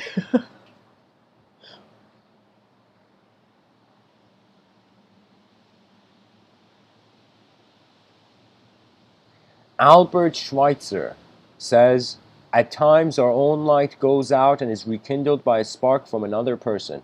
Each of us has cause to think with deep gratitude of those who have lighted the flame within us." One more. Dwight L. Moody, I think I read this. No, I didn't read this. Dwight L. Moody, he says, "We're told to let our light shine, and if it does, we won't need to tell anybody it does. Lighthouses don't fire cannons to call attention to their shining. They just shine." Dwight L. Moody has shared the most essential perspective required for modern Western civilization, for media. Because whether you're looking at an ant or whether you're looking at, let's say, a movie actor, it's all in action. This world really, it's very playful. You're watching stuff happen. And sometimes the stuff you perceive it and relate to it through the patterns that you've recognized life through, and sometimes you can't. And the most honorable thing is that when you notice the unknown, you, like a chess master, watch the moment and let the unknown make the first move.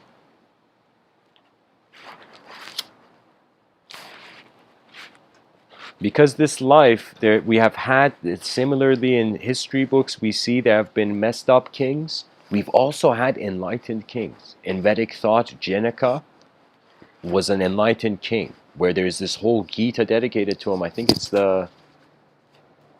is it the Avaduta Gita? So no. It's the Ashtavakra Gita, where I think Janaka is in a garden and this super enlightened sage is having a conversation with this king in a garden.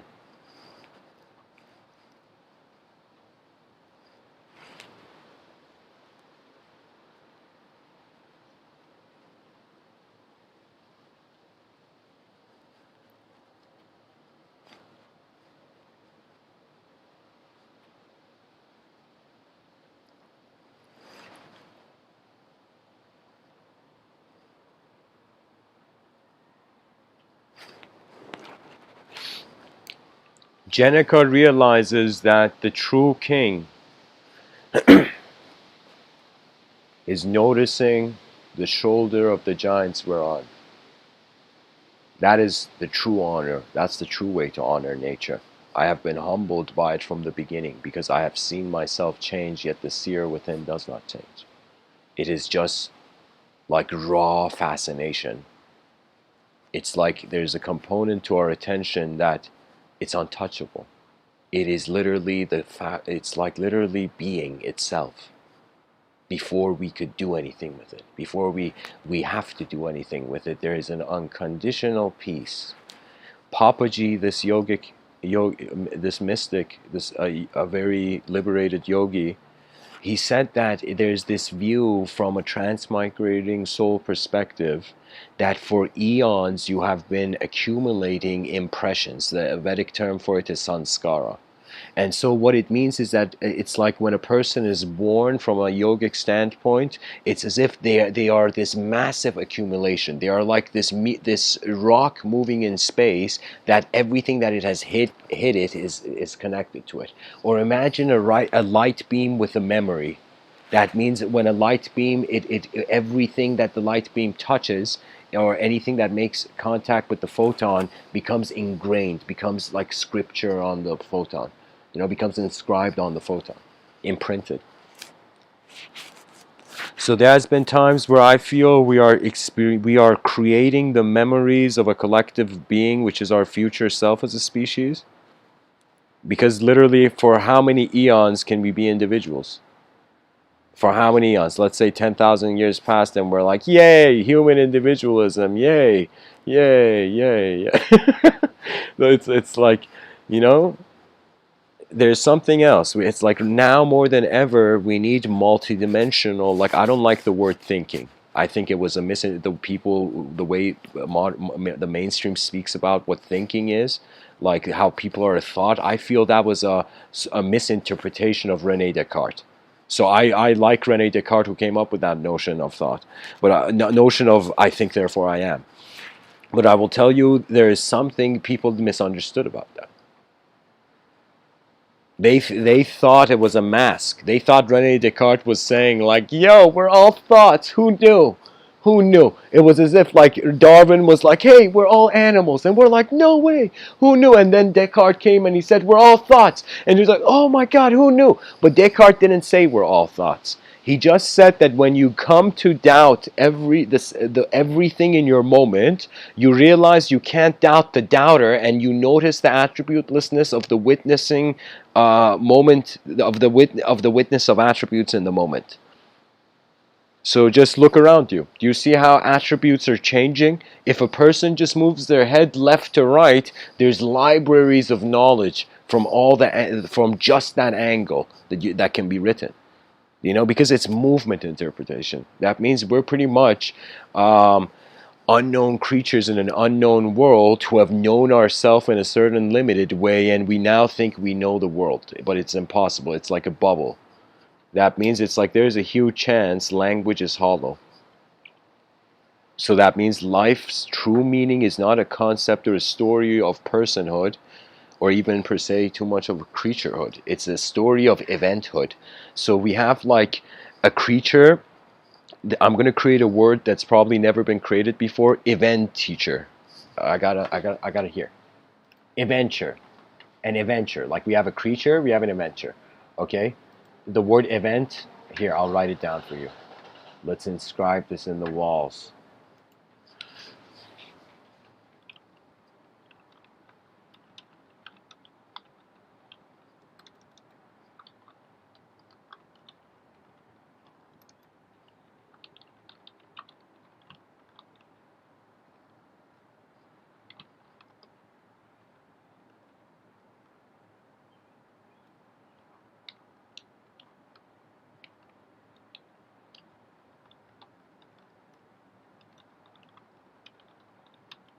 Guys, this is one of the coolest words I've ever designed in my life. Just check this out. Just look at the chat section, guys. Oh my God, I spelled it wrong. There we go. Guys, an adventure. It's like a creature. Okay, I spelled it wrong. Jesus Christ. Hang on, guys. Here. Maybe this is better.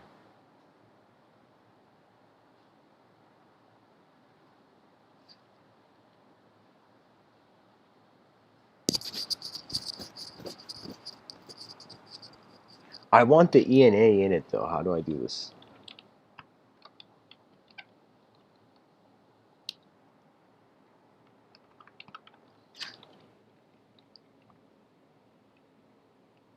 Nah, this is fine, I think.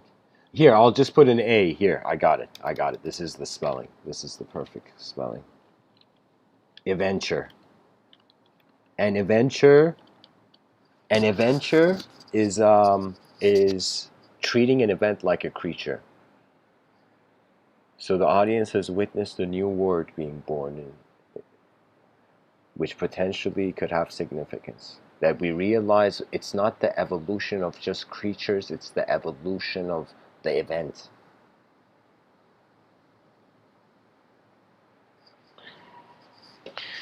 Nice.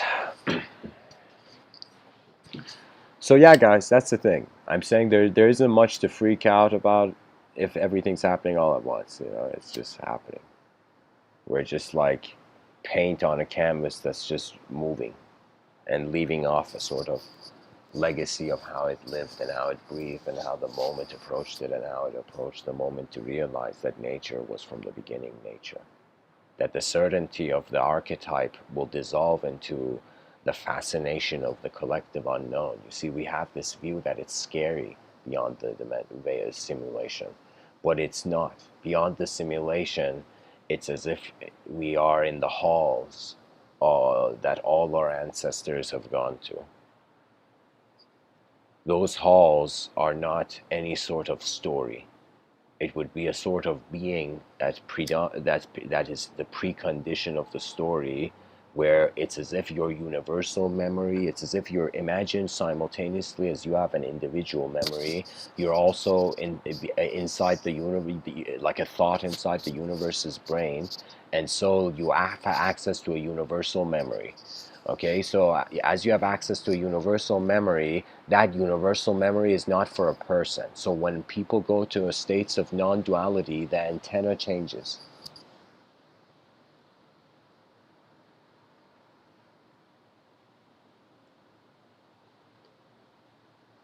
The whole intent of advanced communication, you know what it is, guys? It's just the species taking itself very playfully but incredibly seriously. That we're like, no way, we're here once. Like, what do we do? It's like we don't want to take it too intense, yet we see greatness from the corner of our eyes. And what do we do? What do we do with the better ideas that are hovering in our attention? You see, when there's this thing that says the mind is a lousy master but a great servant, what does that mean? That means you can notice the inner realms are at your service. But there is something that there is in mysticism where you gotta work. You gotta, the inner realms, your intuition. Rumi says you gotta work in the invisible as hard as you work in the visible world. What does that mean? That means you gotta have a similar trust in the possibilities of the extension of the viewer.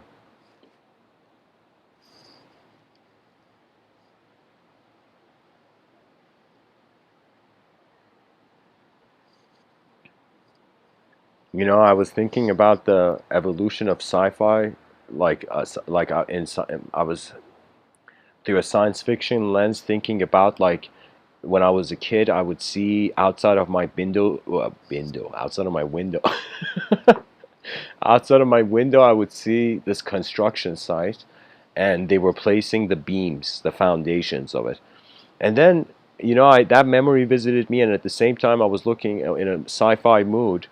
And I thought in the future that there could be light beams, that it's as if the house is designed with light beams, and from the light beams, there's materialization to some, let's say, antimatter, sophisticated control upon a technology.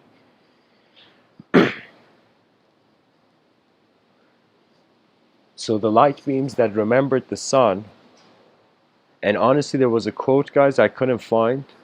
I looked for it to share it at the beginning. That's why I found the other quotes. But it was a quote from Hafez in one of his poetic works, where he was saying it's as if truth is like the sun, and its light is hitting many objects, And all the shadows are like the beliefs and disbeliefs, but the truth is a sort of singular presence.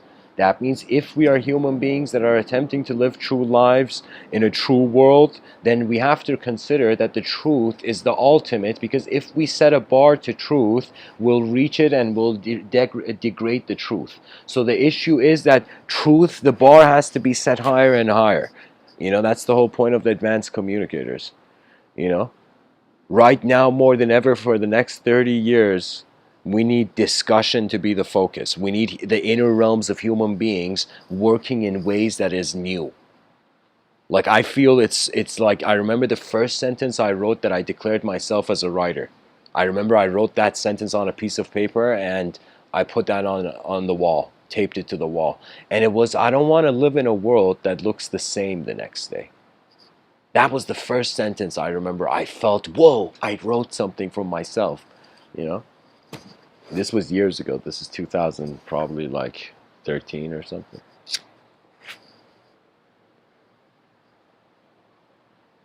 So anyways, guys, thanks for tuning in. Q&A will be held in the Discord session. Just advisory note. The Discord, in the Discord server of the School of Athens, the groups have been growing, and so after a time there's been an agreement to record it and put it on a separate channel called the School of Athens International Podcast, School of Athens 2.0 International Podcast. So anybody who joins there, the Discord server, pay attention to the titles of the Discord channels, which you will see if we're in a server that's being recorded or not. So anyways, guys, see you in Discord. Blessings. And the sun doesn't fear the shadow. Or we can say the light beam doesn't fear the object. Or here, the object doesn't fear the shadow, the light beam doesn't fear the object, the sun doesn't fear the light beam. Anyways, thanks guys. Thanks for listening.